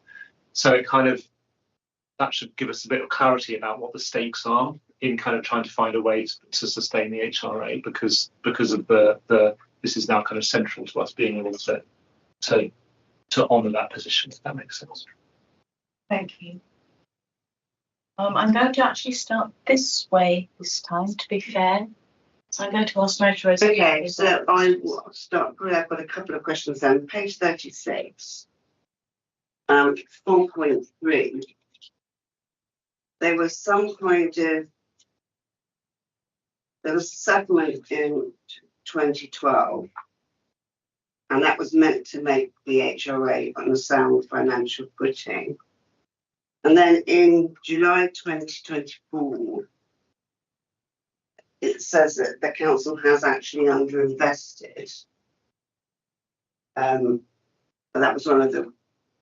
So why was that? Oh, Jeff, I mean, I know this for everyone's time, but if there was a financing settlement in 2012, why have we? Is that because of the TMO that we historically invested in our HRA? Yeah, It's partly that, Chair, if I may, but also, as Councillor McFaith mentioned, the government changed the rules on the rent increase. The rent settlement in 2012 had a long term, it was RPI plus a half in those days. But if you look at the top of the following page, Councillor, when George Osborne was Chancellor, he decided on 1% rent reduction for 4 years, which took lots of money out of the HRA. And then we had the 7% increase when inflation was in double figures. So those two collectively have sucked resources out of what would have been a well-funded HRA. And we haven't been able to catch up because the rent standard fixes the annual increase. So the other point to make, if I may, Greg, your indulgence, is the settlement also relied on rent convergence, which was local authority rents moving up towards the level of RP rent, and the difference, and then the government stopped that as well. And we are about, give or take, £20 lower than the RP equivalent rents in Kensington. So had convergence happened, that would have been, again, a significant extra income stream in the HRA, which we could enhance our borrowing against. So the reason I've gone back in history, partly because I'm a nerd and I like doing that, but it's why we're not in a position where we thought we were going to be. And it's kind of important to see those changes. And it's not, and that's why all of London's in the same boat, because every housing owner account's been hit in the same way. So following that through, the HRA is very much exposed to government legislation, changes in direction, priorities, etc. That makes it very difficult to predict the future. Yes. Okay. So my other question was about, I think, compensation. I think it said somewhere that we're going to pay perhaps compensation to people on Lancaster West, and whether, if we decided to do that, we would set a precedent and a lot of people would then ask for compensation. That's page 43. So 8.19. Yeah. So I don't think, I mean, ultimately, we have two estates where we are carrying out multiple works at the same time. And for me, it felt that this was over and above what we would usually do in terms of improvement to people's properties. In the scheme of things, the suggestion here is reasonably modest. But if you live there during that period, I think it would be really difficult for us to justify charging the full rent. I think in order not to set a precedent, because it's one of the things we're very concerned about, is the specific case about Lancaster West in particular. The residents on Lancaster West have lived through the building of the school, the building of the leisure centre, the tragedy of the tower, all the work around the tower, and then all the immediate effects of the estate there, and now our building programme. So if you add up the amount of years and the amount of disruptions they have lived on a building site, and similarly some of the neighbours on Silverstone Estates have been affected as well. The form of compensation, is that going to be in terms of a rent reduction, or is it going to be actual money? We haven't looked at this. So there is should it? I mean, ultimately, there is where we have had major works which have overrun, we have offered compensation yet. So it's not a precedent as such. So for us, we are just pointing out that we have two very large estates with multiple works going on at the same time, not staggered. So if you can imagine someone drilling and then drilling and drilling and drilling, then it's a suggestion. Nothing is agreed. It's a suggestion put in here following some consultations that we've had with residents. But we have to be very clear that we're not doing this on every single estate. And then I need to And check up. building works have to happen. We've all sat next to a neighbour who's had building works and we benefit, and in theory, this should be benefiting the tenants of the work. So we're very clear about that. So we do not want to be opening that. I'm very pleased personally to see that this is on the radar and on the agenda. I know that you're aware, Kim was aware of the concerns that residents have. And after the fire, there was a reduction of cost in rent because of a number of factors which still mostly pertain. So I think, as Doug said, it's difficult to justify the free rent in those very specific circumstances. My concern would be whether that money should, given the state of the HRA that we've been hearing about in the paper, whether that should come from the HRA or whether that should be found from some other source. Because to take it from the HRA, given that most of that income is rents from other tenants, we then have a slightly circular economy that residents are paying for their own. So that's my concern as well. So we are looking at other aspects. It was interesting doing the general fund paper earlier today. So you see, we're up against it in the general fund with the TA costs, and if housing then also is up against it in the HRA fund. And so there's quite a lot to discuss and look at different options. I'm very pleased that you're looking at Yes. it. Didn't I say, I'm much more hesitant, only on the basis that I do think you're opening a can of worms, which across the borough, people will be looking up for it. I mean, unfortunately, I've had 6 developments right behind me, including massive hotel, and those have gone on for a number of years. Appreciate it's not the same, but and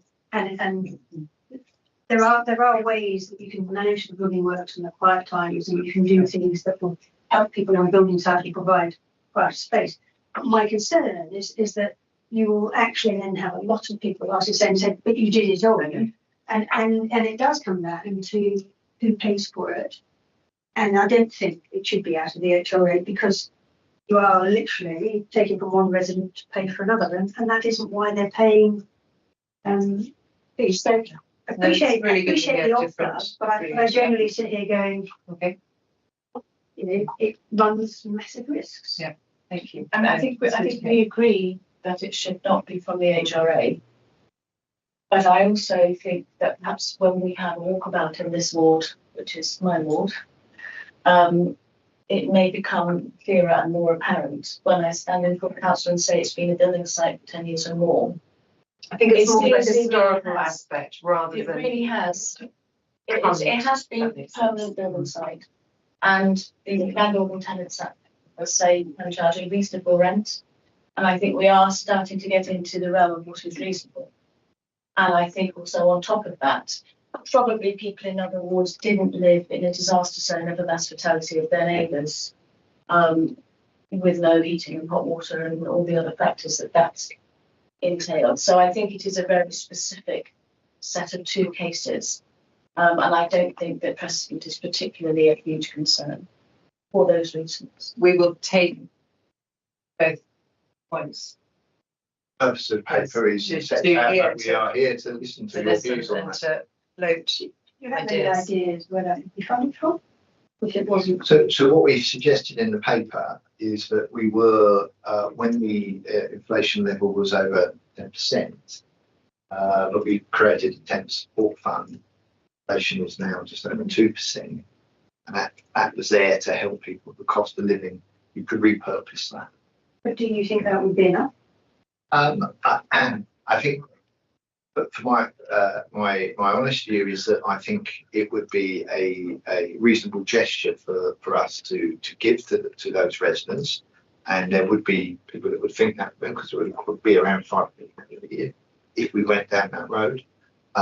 But I think to those residents, they may be thinking of something different. Problem is we have to try and do what we can and recognise some of the issues that we're facing. So that's why it's in there, because it is a real issue. And I think Councillor Simmons' suggestion to visit and see just what it is like to live there is probably a useful. I appreciate everyone's worried about Preston. I oversee the capital works across the borough. We do not do this amount of capital works usually in one place at the same time. While people are in situ. But the reason why I don't think it's going to happen anymore in the future is that we haven't actually got the resources to do that But sort of thing. there's a few caveats, definitely, so that we need to flesh all this out, take both sides of the view, and also as to whether, as I mentioned earlier, I was more keen at looking at the historical aspect of the chain. And so if people are residents who've been there all the way through, as many have been, some have been in the state for 30, 40 years, irrespective of the last 10 years alone, rather than somebody who's just moved in last week. So, there's a lot of different permeations to work through. I think there's somebody who wants to. Thank you. No worries. You could, yes. Thank you. On 8.18, you do talk about the 500,000 that's been set aside for tenant support.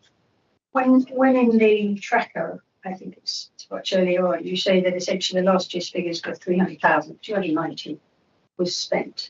So for me, there's a mismatch in terms of you're suggesting that the tenant support fund would be reduced to 200,000.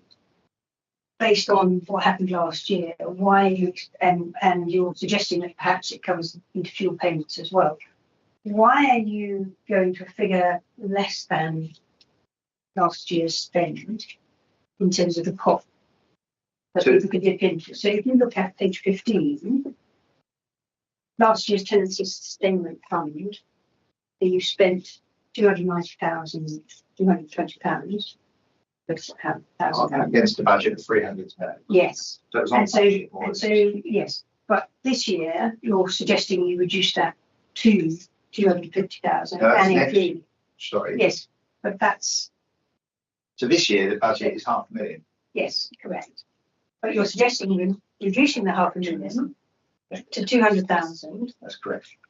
But also including the winter fuel payments, and then using presumably the 300,000. Which you then follow on to 8.19 to fund the compensation. Yes, because inflation has.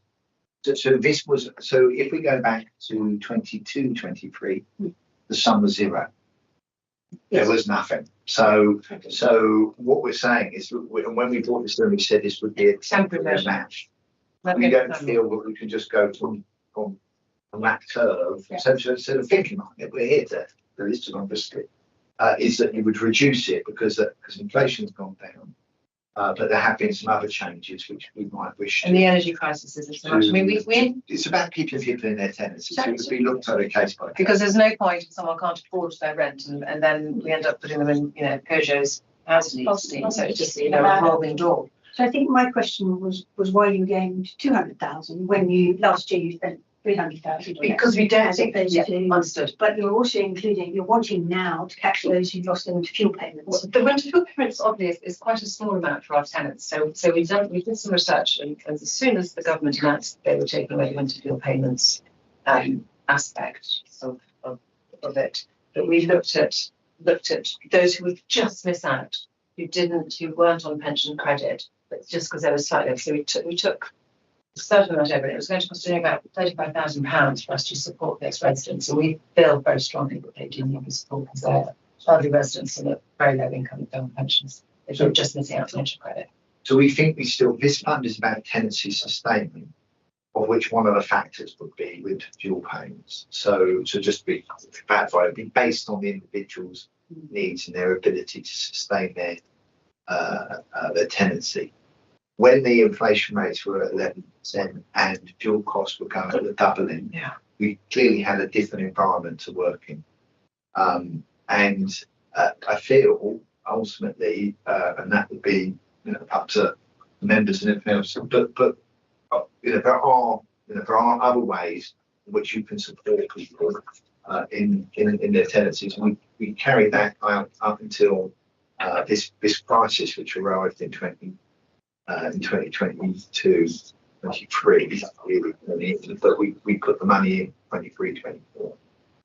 It has helped, and people are very grateful for it. But it is about tenancy sustainment, and it's whether we want to keep that as a separate fund. If we do, then we need to fund it, and if we don't do it to the same level, then we can. So there's the household support fund, which comes out of, a lot of government money gets passed through, and that comes under the general fund. So there's different ways that people in need can access funding. But as Doug says, this is to support someone maintaining their tenancy. I think my question, my perspective is, I don't have an issue with it being reduced. I query whether you're reducing it too much. That's where I'm saying. And one of the things we can, there will be an impact for people who've had it 2 years in a row. It was meant to be crisis help to sustain the tenancy, but there have been some people who've been in that, and then you create a sort of a dependency issue, which we probably need to assess before we so we will do an impact review of what I think the reason, from memory, that we decided to put the proposal down to reduce to 200, that the 200 that our team put out to support tenants was not asked for, but was absolutely needed. And then the extra 100, I believe that our officers actually went out to ask to target people if they needed extra help. Was my understanding, not target them. It's just this is back in. You do need to. So we have done that. I mean, you're quite right. And I think that's why, from memory, that we got down to the. I mean, I do think making sure that it's distributed where it needs to go is important, and that doesn't mean that it wasn't legal to. No, exactly. I'm going to go this way. I'm going to go to Hamish next, and then Linda. No questions at present. Linda. All right, I wanted to go back to the support fund. I think that we all recognise that we're going to have more cost of living problems coming forward. It would be interesting to see a breakdown of what was creating the scenarios that they were actually having to apply. It could be different things, all right? Because is there the possibility, for example, of getting debt advice or bringing in those type of services to be able to support people so they weren't going to become dependent upon it? I just think there can be the one-offs, but I think that we're going to have. I'm meeting the team tomorrow morning at 9. But I mean, I was just thinking that this was an opportunity where different services could come in to support people. It could be that they can't manage their money. It could be cost of living. And so it'd be quite interesting to see the reasons why people have applied. It could be their service charges gone up or whatever. Well, they have.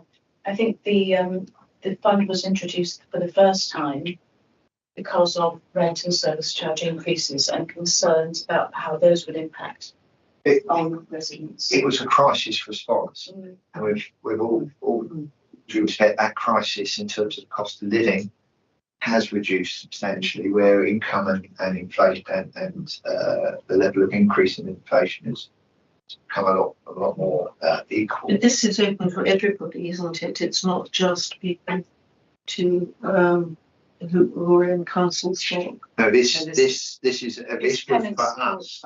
So this isn't the housing. This isn't the wider support fund. This was a landlord decision to deal with tenancy sustainment. So what we didn't want to be is in a position where we were evicting people and all the costs that then go through that for the rest of the council, but all the.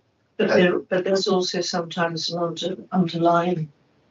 There is, which might be an opportunity. But all the things you mentioned, Councillor, that are available are things that we wish to make sure are up front. And so definitely that's part of our solution. Yes, the money cafes are very, very popular. The 12.4 on page 48. It says RBKC maintains a level of 6.4%. This is below the average of 10%. This would be considered to be relatively low level of reserve. Would you like to expand on that? And what is If I may, Chair, much like the general fund keeps a working balance, the HRA keeps a working balance to deal with unforeseen contingency items.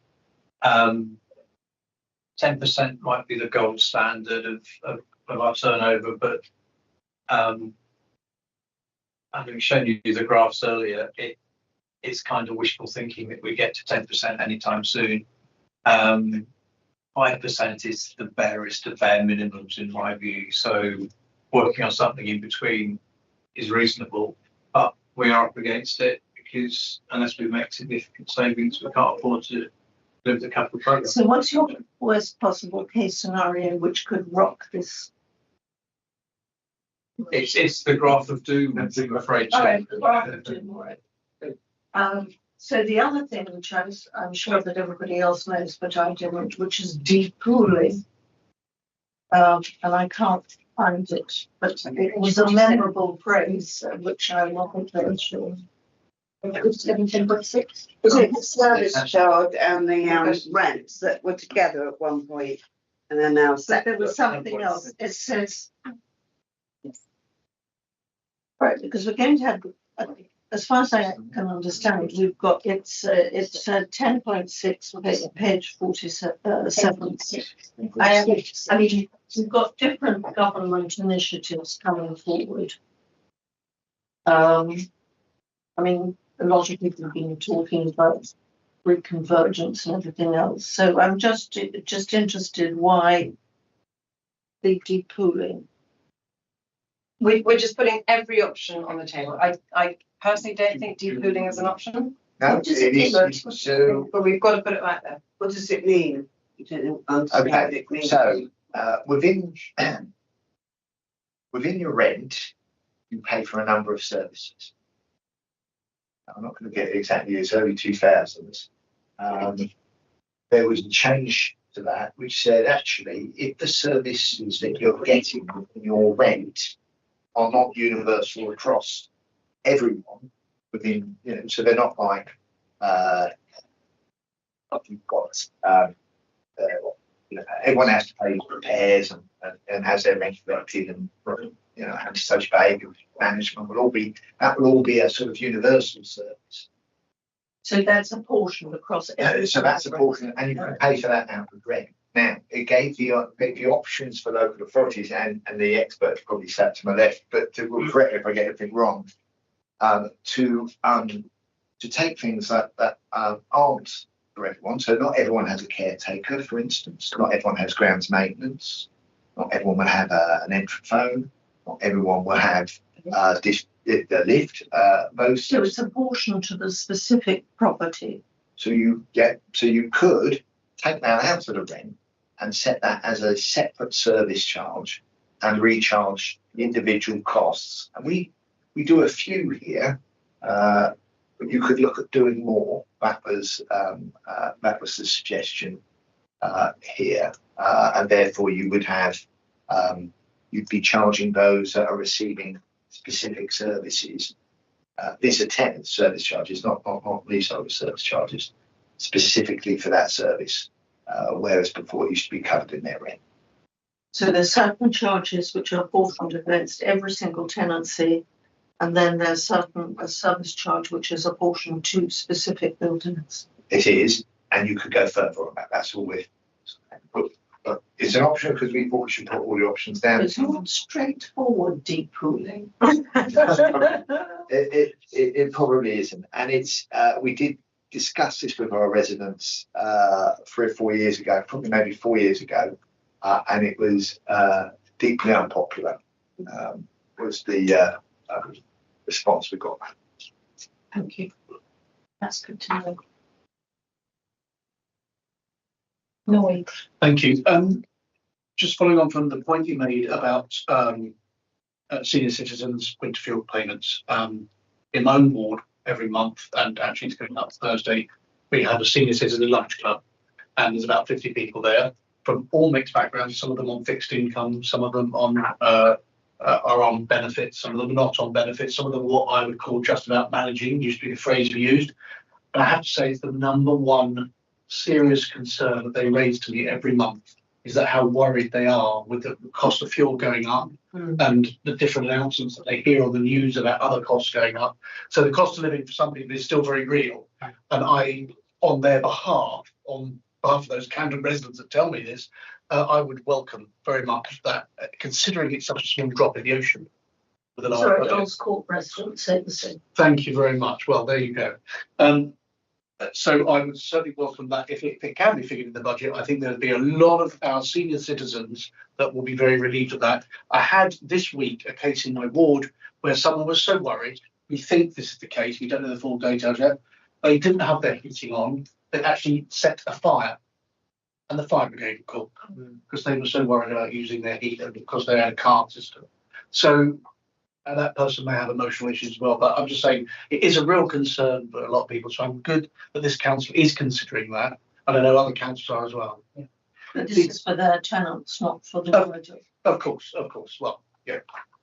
The other thing I was going to ask about is on page 41, 8.10, the government's recent announcement on changes to national insurance contributions, which obviously affect department budgets.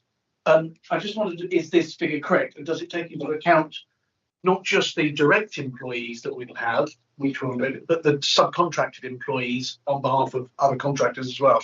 Or is that just a part of it?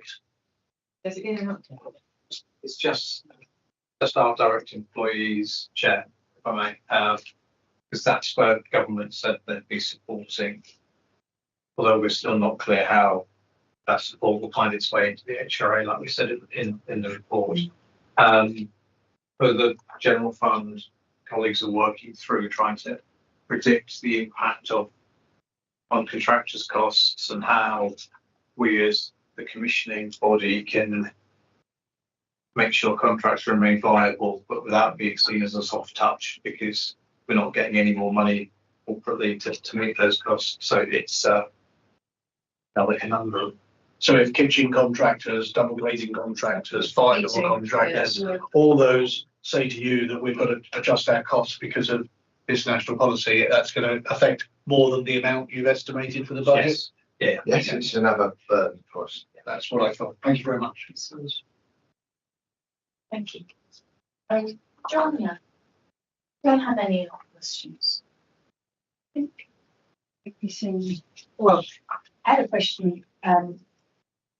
When you talked to some other councils, there was an assumption of they had an assumption of 4.9% rent increase.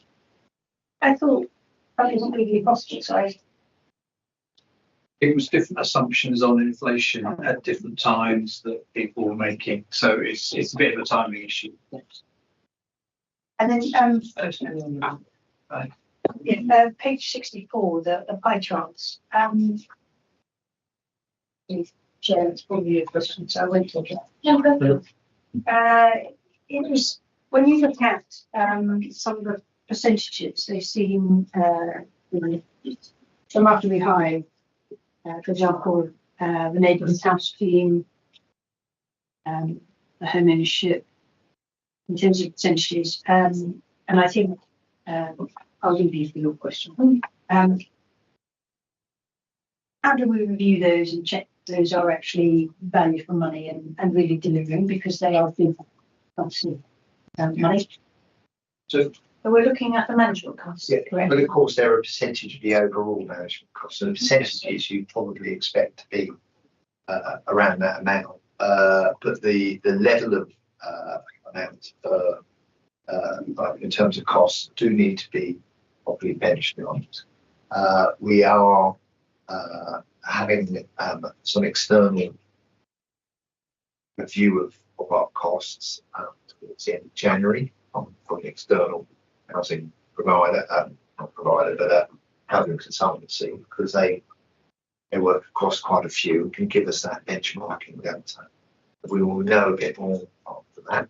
You know, our costs overall are probably on the high side because we're in a Secondly, we have worked very hard to deliver what our residents want, as opposed to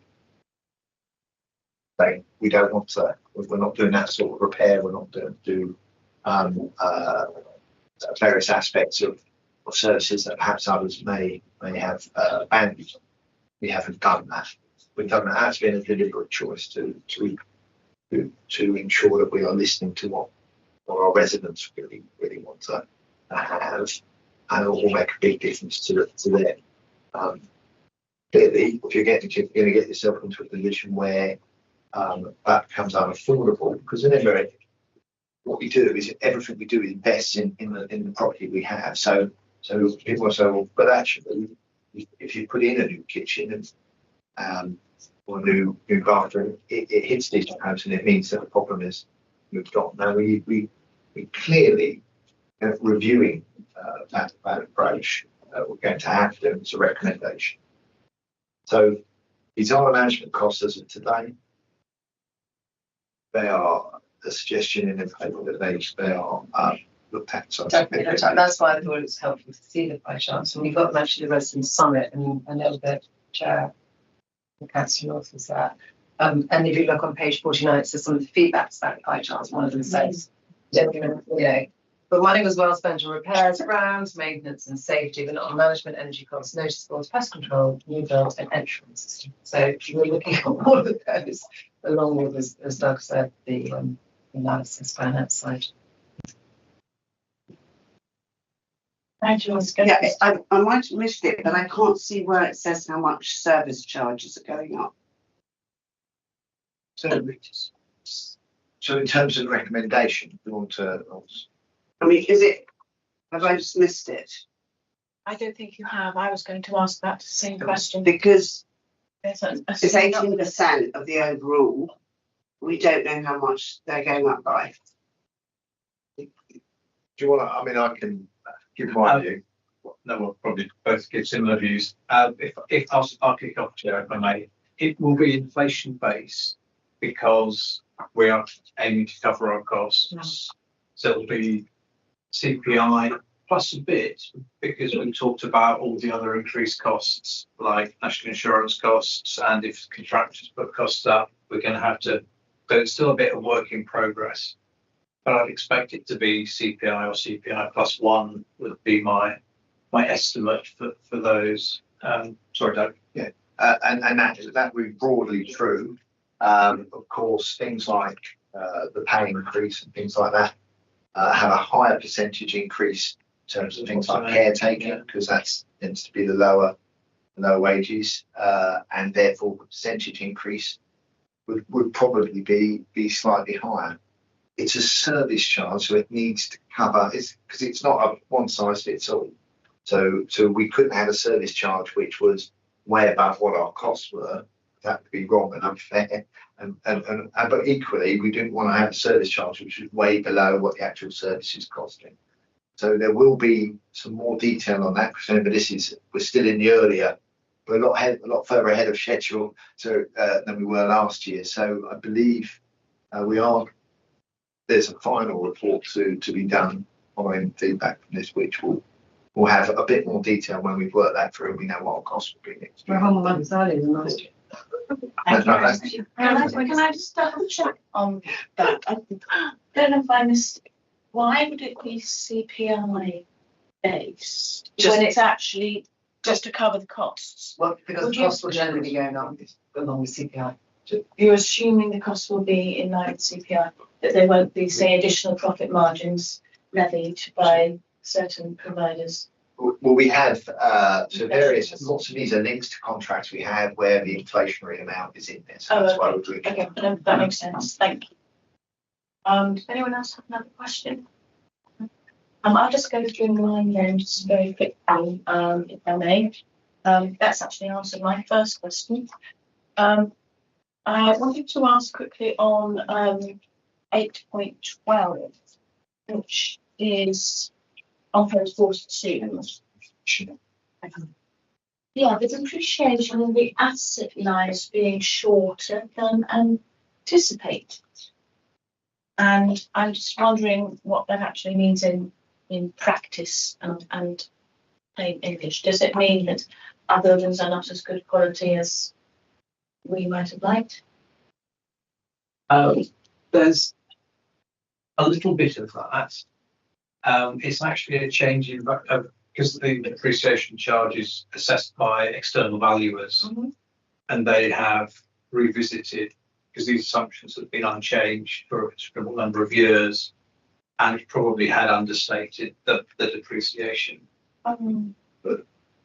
But in terms of what we're trying to achieve, it has very little impact because all that's saying is that's what you've got to put in from your revenue to capital, and then we as a minimum. And actually, what we're trying to do is put in more than that because we're going. I mean, I'm just thinking if we are creating or investing in assets, for instance, new homes, we wouldn't want that depreciation to be accelerated because of any quality issues or longevity issues built in at the start. Yeah. Great, thank you for that. I wanted to ask on 10.2.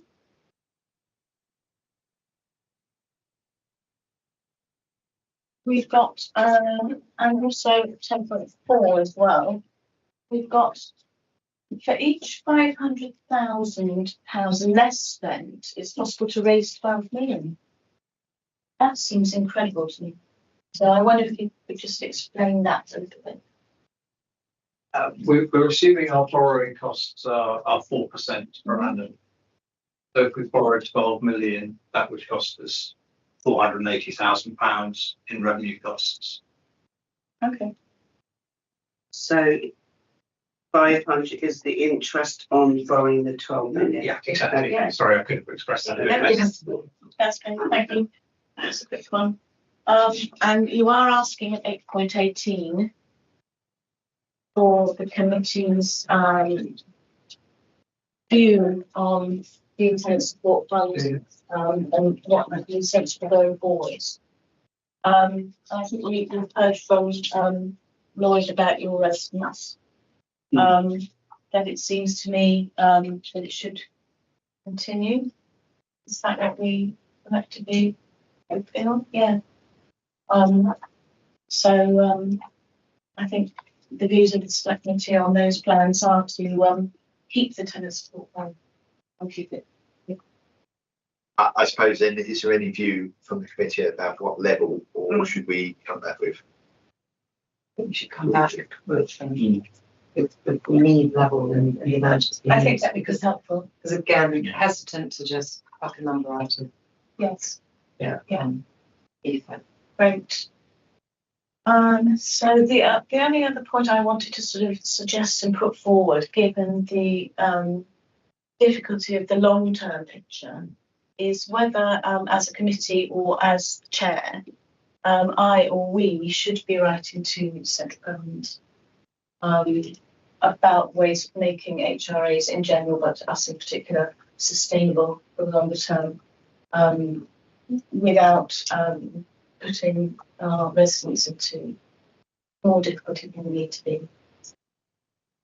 Is that something that would Very be helpful. Yes. Every voice helps, probably. I think I mentioned that, if not the last, one of the Yes, previous you did. committees about the campaign, the national campaign, which has been coordinated by Southwark Council, which we're part of, which is aiming at exactly that, kind of lobbying government to help the sustainability of HRA. So it might be worth referring to that in any letter and perhaps drawing on some of the points in that campaign, because that I think sums up our position and the collective position of local government HRAs pretty well. I was thinking a conversation with you would be helpful in terms of what exactly Really we think would be a sensible ask that would address as many of the problems as possible. And if the committee are happy to co-sign that as a group, Yes. then that's agreed. Excellent. Can I make one follow-up? Please do. It's not really to do with the paper, but I just wanted to, some feedback from the conference that Councillor McVeigh made reference to. I've been on the last three of them, and they are steadily getting better and better, well respected. And the feedback I got from a lot of residents from various different walls of the tables was how much they appreciated it. It was a good example of where our council's listening. So please pass that on to your team, because I know there's a lot of effort from a lot of people in that, and a lot of people learned a lot, including myself, from various of the departments that were willing to give up their time on a Saturday to help residents. So I just wanted to give that feedback. Thank you. They can also residents help organise it as well. So Yes. that's good. It was a great cross-working. It's an excellent event. Now I see a question there from Preeti. Thank you, Chair. Just very quickly, going back to page 43, the 8 and 9 point about reduced rent when the refurbishing is going on. I just have you quantified, if every resident were to take it up, how much that would cost? Has it been quantified at all before it's been suggested? So only not in any substantial calculations, but if you and we would be offering, if we went down that road, it would be about offering some sort of compensation for the major works. So Right. it wouldn't be determining people taking it up. It's about its recognition of the work. Some of the blocks on the estate are not impacted. It's impacted other blocks. So again, it goes down to the So if detail. there are some blocks which are very badly affected. No, sure. And No, but that's what I meant. The blocks that are badly affected. So if every resident were to say, okay, we will take up your offer of compensation, and and I'm assuming this compensation is entirely in financial reduced rent. You said, or no, it would. Well, that would be the recommendation from ourselves. It would be around compensating so that they could get some benefit out of it. So if you reduce the rent, and some people do not still get housing benefit, not universal credit benefit, because they're elderly, and then they would get nothing if you just reduce the rent. So it would be a compensation payment in recognition of the disruption that's happened. But we also do have a substantial offer for temporary decants or quiet working spaces or respites or gym membership. So it's part of the whole package we've got to look at. So this, like I said, this is very, very early, and we just wanted to float it. Yeah. I'll say it again, I'm delighted to see it here in black and white written down. I think I did ask him a while ago to cost it. And so I think it would be helpful to have an idea of what kind of goodwill we're talking about, so that we can think about the best place to source that from. And it may be that there needs to be some central government help on that as well, given their role in that immediate. So I just want to say this wasn't actually the paper I was expecting in terms of budget and detail and what's going in the savings and the pressures within the budget. But maybe that's something to work on for next year. And this is not the only committee, but this is the one that baffled me the most, to be fair. I see budget pressures in here, but I don't see any savings outlined for this. So I see budget pressures for in here, say in 8.9. Do those translate into growth in the budget? And if so, where are there some savings as well? I didn't quite understand the answer to the national insurance thing. Have we analysed all our ongoing contracts to check whether the contractor or us has to bear the cost of any national insurance changes? And it was just the question of there looks like there's some growth in there, and I couldn't see any discussion of savings, and I couldn't see any general sort of discussion of of transforming our processes and making savings, and or any ambition to do that this year. There's vague talk about doing it in future years in the business plan, and so I would just be very grateful for that to be. So it was 3 points. Can I answer the last one first? And I'm going to leave the first one. So the business transformation, I did want to put a lot more in this paper about that. The IT aspect has been a little bit more challenging than we thought, unfortunately. But as again the chair and councillors know, I announced it at a residents' summit that come April, that residents will be able to self-serve and track their repairs.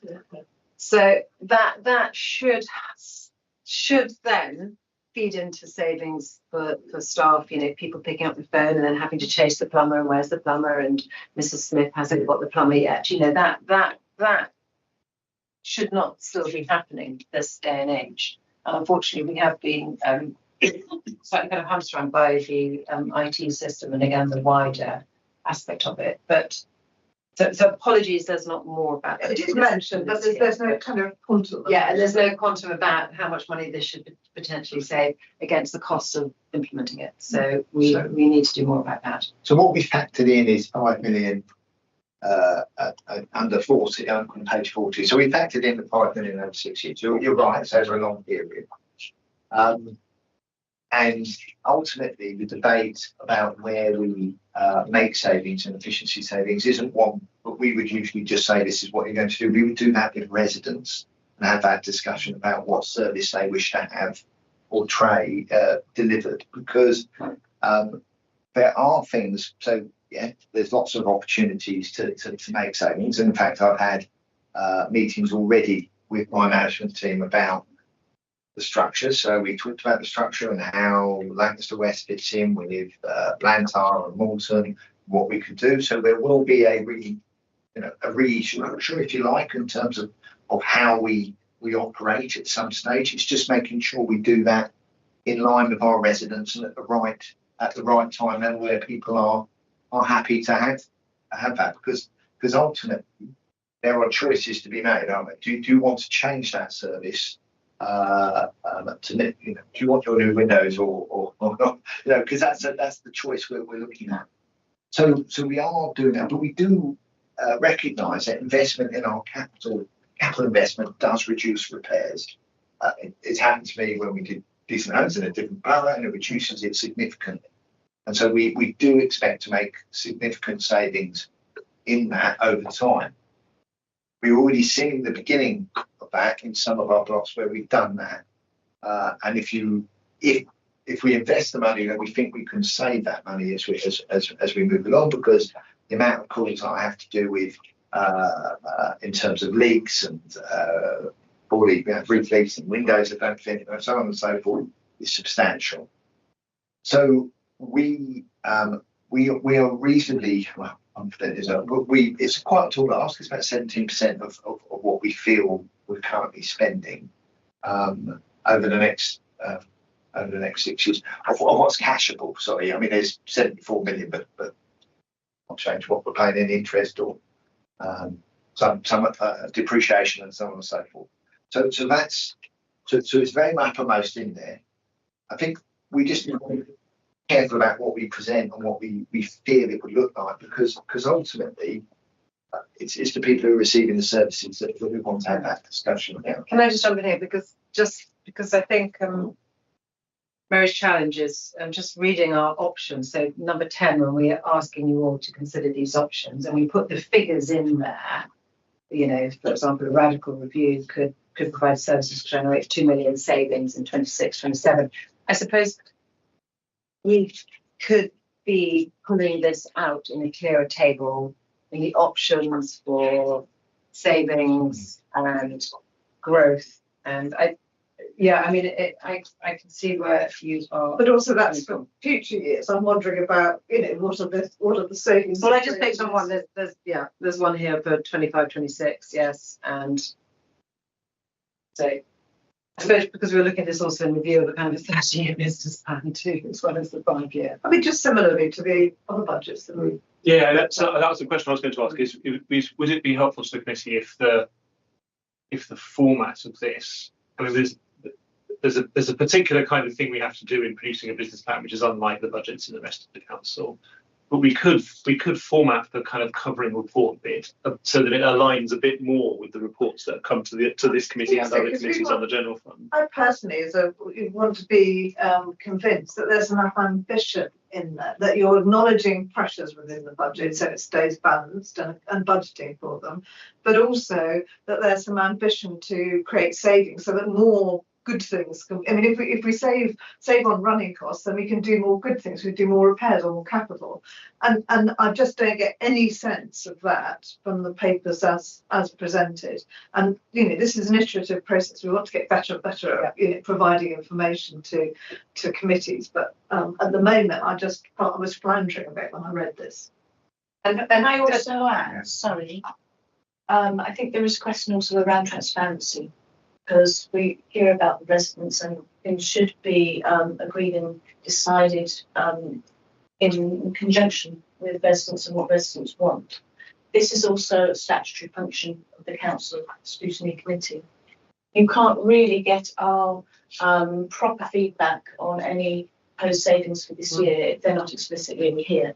Equally, you can't really get residents' consent, as it were, for any savings or growth items if it is not made explicit. So we'll take that away and we will, what should the process be? To come back or to send it round to the committee? I think we're talking more about next year. So the whole process takes quite a while. I'm sorry, I'm just saying the process itself. So up to this point, we have had lots of discussions with residents about specific service areas and how they wish to have their services delivered and at what standard and what and what's been affordable within that envelope to reach that standard. And residents clearly wishes to deliver the best service possible. So whilst we need to then have that discussion as we move forward, we want to do that across in a way which is measured, not that we're going to go in and say, because there's a number of options. You can look at all sorts of different services and changes. You can change your repair standard. You can change how we answer the phone. You can do all sorts of things. Technology will help. We need to do it, but there's lots of options. And so for us to just put something in today's paper that set out these are the things that we're doing without us first having that discussion with residents in Thames Consultative Committee is a difficult thing for us to do. I'd be criticised by residents for doing that. Would you say we've had that discussion with the TCC? Well, we've definitely shared the problem and the issue, but I wouldn't say that when it comes down to are we going to do plumbing jobs in a day later than we're doing them at the moment? Are we going to come and do your boiler in a longer time? We haven't had that sort of debate at this present moment in time.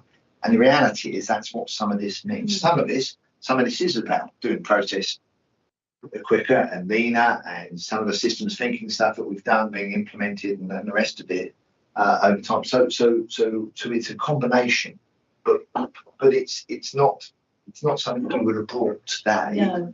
So the next TCC I think is in January, isn't it? Yes. So is that when we'll be having those discussions? I mean, the budget will need to be approved formally at some point. So it wasn't for the. I mean, if you read the paper, the savings commence from the following year because you need to. So we could try and rush this through. I think it's wider than just speaking to those voices on what they're very valid in terms of how the service is shaped. And I think it goes into the wider discussions I've just mentioned about how we might want to restructure our service in terms of where functions sit and the functionality. It's a much wider topic than just what's in front of us today. But it's still absolutely valid that it's one we don't just write, we're going to make £5 million worth of savings and there's nothing behind that. There's quite a lot behind it. Sure. Yes. Right.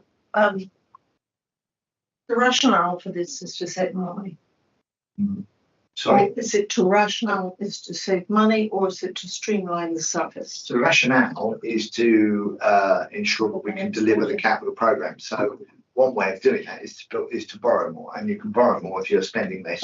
So basically, you will have a range of services, and so how will that reflect on a staff reduction? Ultimately, if you wish to save money on your revenue costs, when the substantial amount of the delivery is through is through staff, then the likelihood is that would be, but I'm not going to say here that we're going to. No. I'm just trying to, Okay. because, for example, one, you have people who are digitally excluded or old and therefore would need to talk to somebody rather than use her. And there are also emergencies. You mentioned leaks. That can cause a lot of damage if you're putting it into a machine. What is the response time going to be? I'm just saying that there are going to be things that probably function very well about tracking a repair that has been reported, and therefore you have a number or you have something.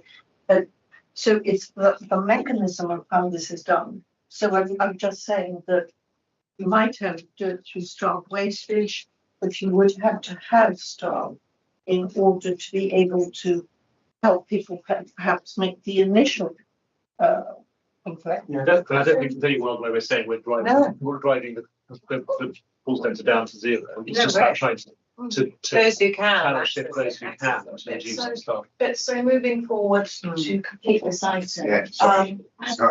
It's quite a topic. It is, but I think I'm interested how the committee feel about in terms of concrete detail that we have or haven't been presented with in terms of possible proposals that will be going for leadership in full council. They should come to this committee. So this paper today, sorry, Chair, is about some of the options that we might want to look at. So one of them is actually savings is where we would like you to drive your attention to, and we could definitely come back with something. So I mean, it is a very helpful paper. No. I liked it. But I think Mary has a very good point that the savings are 30-year business plan. And there isn't so much in concrete terms for this school. I suppose, like Doug, and I think the committee should have the opportunity to look at that before it goes. I think we probably haven't put everything in here that we could have then in theory, not just through not being transparent, but just that, I mean, Doug has, like with all other directors, risen to the challenge of cutting our costs. And I agree that's not clear in here, and we probably need to, we can circulate that to you. Yeah, so I think there's two parts to this. There's telling a stronger story about revenue savings we've achieved already. And then, but I think kind of, although this is coming here sooner than it did last year, we are still in this position we probably need to kind of own a bit, which is that this runs to a slightly different timetable. So whereas with the general fund, what you're seeing are the kind of concrete propositions from the officers, which have been approved by members and are now the subject of consultation for savings and growth. What you're seeing from the HRA is something that's a kind of stage or two before that, which is a kind of, here are some options we're looking at, not here is the proposition, what do you think? And it's very hard for us to accelerate this to the same timetable that the general fund works to, because of the way, for example, that we've had to wait for government on the rent setting. I mean, that might stabilise, but it's kind of, I think we have to be realistic that you couldn't produce a report that's exactly like the general fund reports for the HRA at this time. Absolutely. So this council has just published its response to the Grenfell inquiry, and it would be wrong of me to sit here and say these are all the things that I think we're going to cut. That's not how we're going to operate. We're going to have a discussion about the problem and work together with our residents to reach a solution which because it may be actually we don't reduce our revenue, we do less work. It might be what residents wish. I don't think it will be. So that's where we're at the present moment. In the context of the Grenfell Inquiry report, if I may say, that report included remarks about scrutiny. And notwithstanding everything you said there, I think there is not an argument for substituting scrutiny on proposals by saying that we talk to residents, because we should be doing that anyway. So in terms of the time frame, I appreciate that that's difficult, but I do think going forward, this committee needs to have the opportunity to provide feedback on what are going to be ultimately the concrete proposals, which will be voted on by the leadership team and will be voted on by full council. This is I what didn't mean number to. 10 I does. meant that was always going to happen. It's just not the time that we're in that position. So sorry, Chair, I didn't mean to say that we weren't going to bring it. We would always come here with. Can I make a comment? Yes, And please do. this is not meant to be a criticism, but it's about both of the papers. I think it would be helpful if there was some discussion about aspirations, about our priorities, about the need to make savings. And that was in a kind of introductory preamble. Because what we're doing here in terms of budget scrutiny is not checking your arithmetic. You know, we do that. But we have to sort of consider this against what we have put in our council plan and whether we are matching and actually delivering on the, you know, greener, safer, whatever. That's, in terms of budget scrutiny, that's what we should be doing. And we just kind of dive in and there are tables or whatever. There's nothing to say what are we trying to achieve. And if it's savings, then it should be stated that we are trying to achieve state savings, and then they should be written out, the ones that, you know, because otherwise what are we actually scrutinising? We're just going through sort of individual bits and saying, well, I think this about that, whatever. But if we're looking at your budget, the housing budget, we have to look at it against the council's intentions as a whole. And there isn't much in these papers about any of that.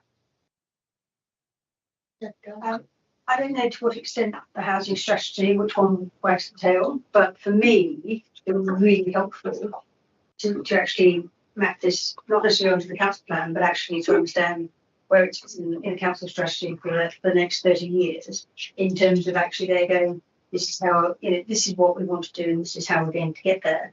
At the moment, we still haven't got that either. Well, the reason we don't have the housing strategy yet, because we're waiting for the Grenfell inquiry response. So we've got a draft and we are working on it, and we will be bringing it to scrutiny committee in January. So we couldn't bring out the housing strategy before we had the Grenfell inquiry because of obvious reasons. Do you anticipate some of these will change as a result of the revised strategy? I don't think the housing strategy will pull us off the track that's It's here on page 37. Because we knew what was coming down the line, but we wanted to make sure we absolutely incorporated all the different recommendations from the Grenfell response that related to council housing. Yeah. And of course, what will happen with the housing strategy is that we'll produce a draft consultation, and then if and to the extent that it changes as a result of that consultation, then yes, that might put us off this track. You see what I mean?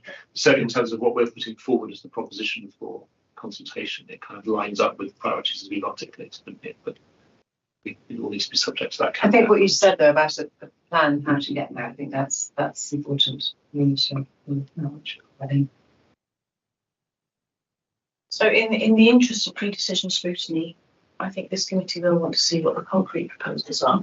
Can I just come back to that, Chair? Because this is what we are bringing to you on page 10. I understand what Mary-Therese says about aspirations. I do think we do talk about it quite a lot in the executive summary and the recommendations, but I can understand that. We've got number section 10, which is 46, where page 46, thank you, where we're saying options to be considered. So these are the options which we are literally throwing out into the table now to you as a scrutiny team to say, oh, absolutely, I don't like the look of 10.3, or oh yes, or maybe a bit more information about 10.6. So that has been very helpful. So that's why the point that I think we're getting at here is these are options to be considered to close the gap in the 30-year plan.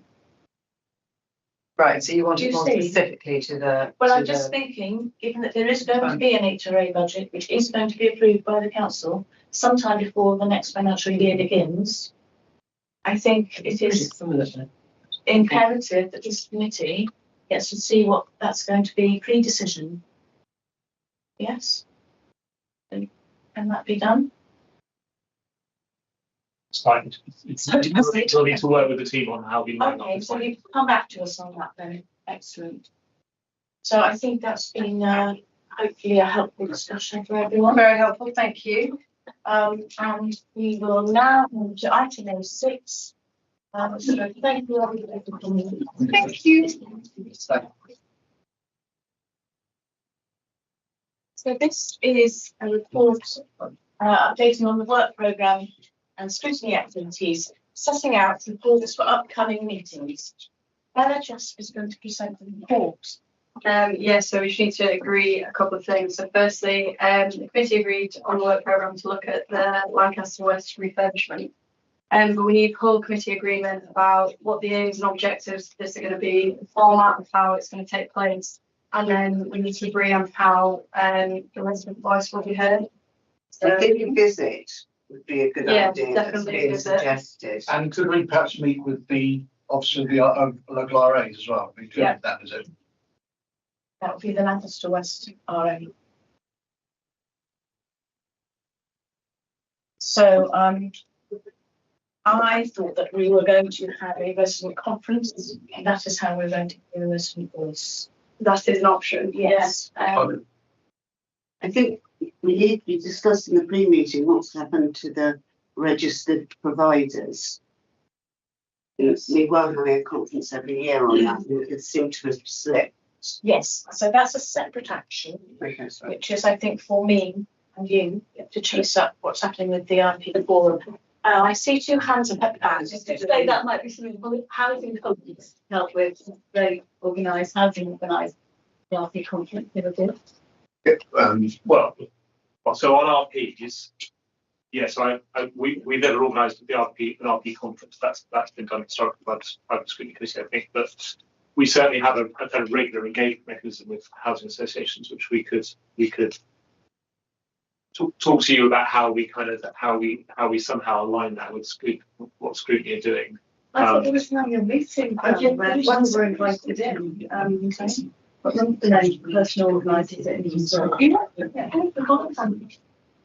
So what I'm talking about is we used to be called the RP Forum. Yeah. And it was held at the town hall, and as many of the providers as possible would come, and there were maps for each ward showing all their relative respective provider housing. Right. And I don't think that was particularly a conference, and it certainly wasn't an evidence gathering session. It was about trying to foster that relationship. Well, cross purposes, that was something we organised. Yeah. But we also had a RP discussion, which when Councillor Hammond was on, which we organised, where all the RPs came to meet Councillor Hammond to talk about various aspects. So there has been scrutiny. That merged into the event that you now organise. Okay. So we definitely the one we had in the small hall. Yeah. Thank you. So going back to the Lancaster West refurbishments, we want to talk about the aims, and the format. So part of the reason why this has come to the committee is because of concerns raised by residents consistently over a long period of time. And I would like our committee, if possible, to be able to give some assurance to those residents about things going forward and improving. So I think we could have a report on the status of the refurbishment, but I think it's also really important as a committee that we do hear the resident voice. So a visit is one way. I think that should happen, definitely. We agreed on that. Dan? I might share. I think it's really worth a conversation for you or the scrutiny team with the Residents Association at NatWest to explore what the options are to bring the resident voice in, if you see what I mean. I think I have already. Okay. There are, because as you know, the kind of we would need to kind of handle it kind of sensitively and carefully in order to make sure that we got the right representative kind of that we created an opportunity for a range of voices to be heard, and I think it's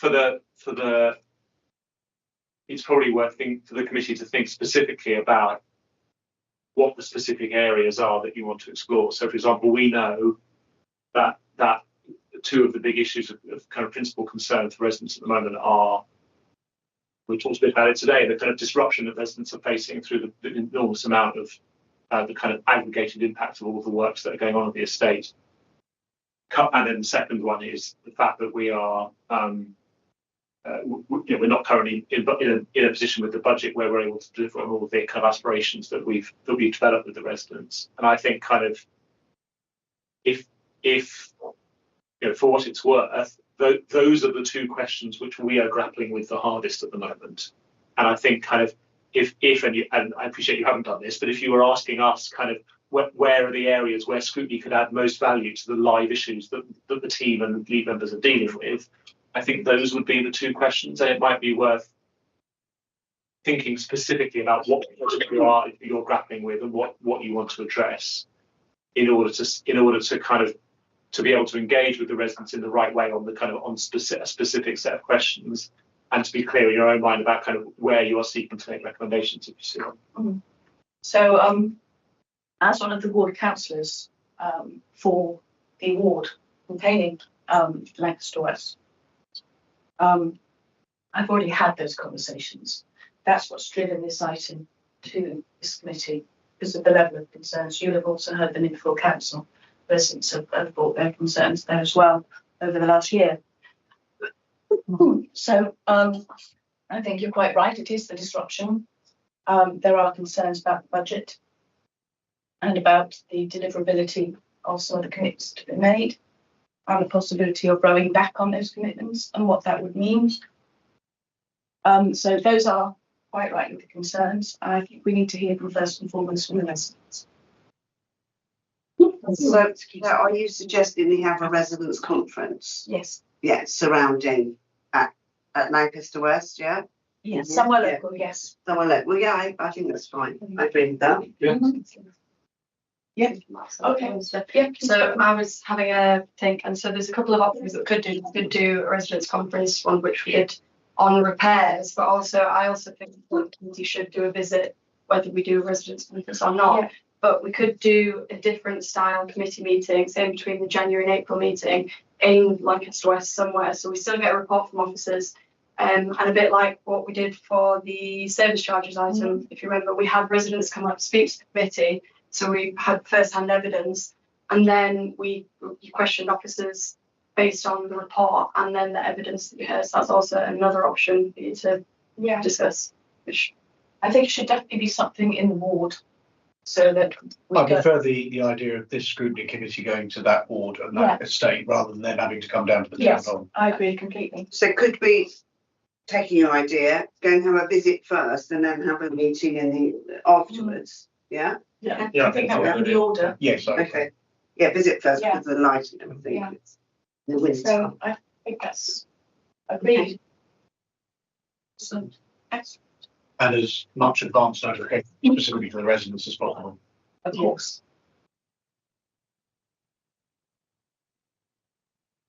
So was there?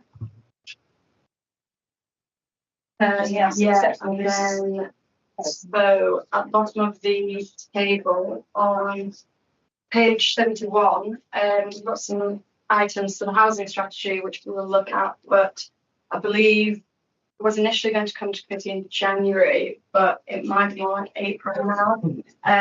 But then we'll have to, so the statutory guidance says we can flex the work programme. So there's the housing strategy and also the Social Housing Regulations Act, which I'm suggesting the committee look at both, but obviously it's your work programme.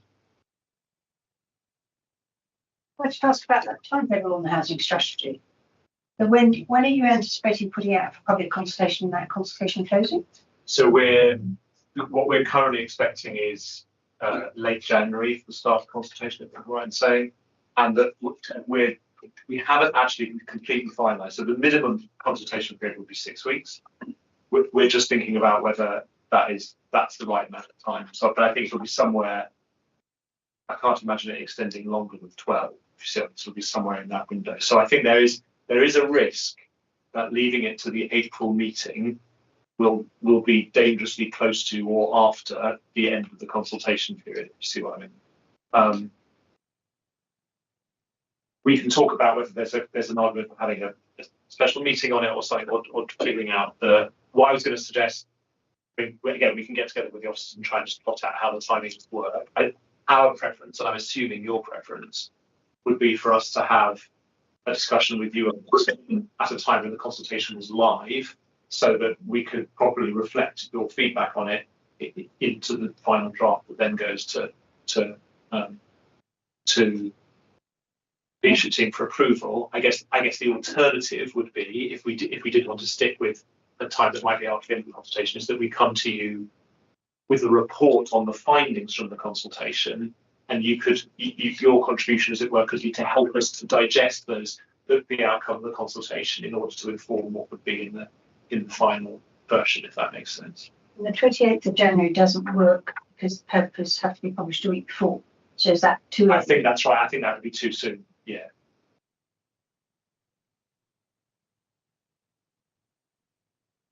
So in the April meeting, would you be able to bring the previous draft and then some information about the consultation and what was requested there? So the answer to that question slightly depends on where we end up on how long the consultation is going to be. But in a way, it's helpful to know if that would be your preference, then that itself might help to inform the judgments we make about how deciding how long the consultation is going to be, if you see what I mean. So if that would be the approach you'd like to take, that's helpful for me to know, so we can go away and try and find a timetable that works. And how does that fit in with the leadership team? So we're expecting to take it to the leadership team because there won't be a meeting in May. I think you were in any case expecting to take it to the leadership team for approval in June. That's the time. In June. Yeah. Okay, so we've got time. So I think it will. Yes, it wouldn't crash into that. Yeah, that's fine. So we think April. Yeah. You what would be agreeable? I mean, if we did go April, I would very much want to be told when it goes live so that we can all of course. look at Yeah, it of course. and comment in advance. I don't think it's ideal. It's whether you have an appetite for an extra meeting or not.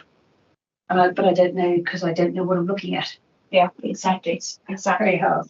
So I mean, I think in terms of the consultation itself, as members, we can respond to that consultation, and as a committee, we can respond to it on our own or together. So I think April makes sense. Seems to make the most sense. If everyone's agreed. Agreed. Yes. Great. Okay. And then the other action is the Social Housing Regulation Act. We will have a meeting in June, which isn't in the diary yet, but it will be because it's for the 25-26 year, and we can also put things on the agenda for that meeting. I think that makes the most sense again. Yeah. Okay. Are we agreed? Agreed. Excellent. Okay. it would very much help Yes, to plan for that meeting, because I think that's always the wasted meeting. Yeah, across Yes, across yes. constituencies, not yours. Thank you. Yes. Great. Are we on AAB? Pardon? AAB? Well, we don't actually have an AAB, but if there is something you would like to say, then let's say it. No. It's just that I think that when there are complaints about housing associations and housing associations do not respond, I understood Christine Cummings was supposed to be the liaison. I would be grateful if she could follow up on some of the cases. We're not resourced, I'm afraid, to kind of handle individual cases. It's just we're just not set up to do that. So we can raise the kind of general issues of concern where councillors aren't getting responses from RPs. But I'm really sorry to say that we just don't have the capacity in the team to be a kind of conduit for individual casework with housing associations. So I'm not talking about caravan. All right, we have a problem. Sorry to interrupt. Can I please speak down after the meeting? Well, I think it's a general problem that we're having, that if a housing association doesn't feel like it needs to respond or do something, actually it becomes incredibly difficult for the residents. It does, and for the councillors as well. So perhaps we can pick that up with Dan after the meeting. But I think we will be chasing up on the RP forum as well. So please don't think that this issue is not welcome or being picked up. Did you once say you had a list of contacts at housing associations? Yeah, so Christine does maintain that list. Okay, so if we go to Christine, we can get the list. Absolutely. Yeah. Okay. Excellent, thank you. So I'm going to say that that concludes the meeting of this committee, and to thank you everyone, Thank you. everyone, Thank you. for your time and your attendance this evening. Thank you. Thank you.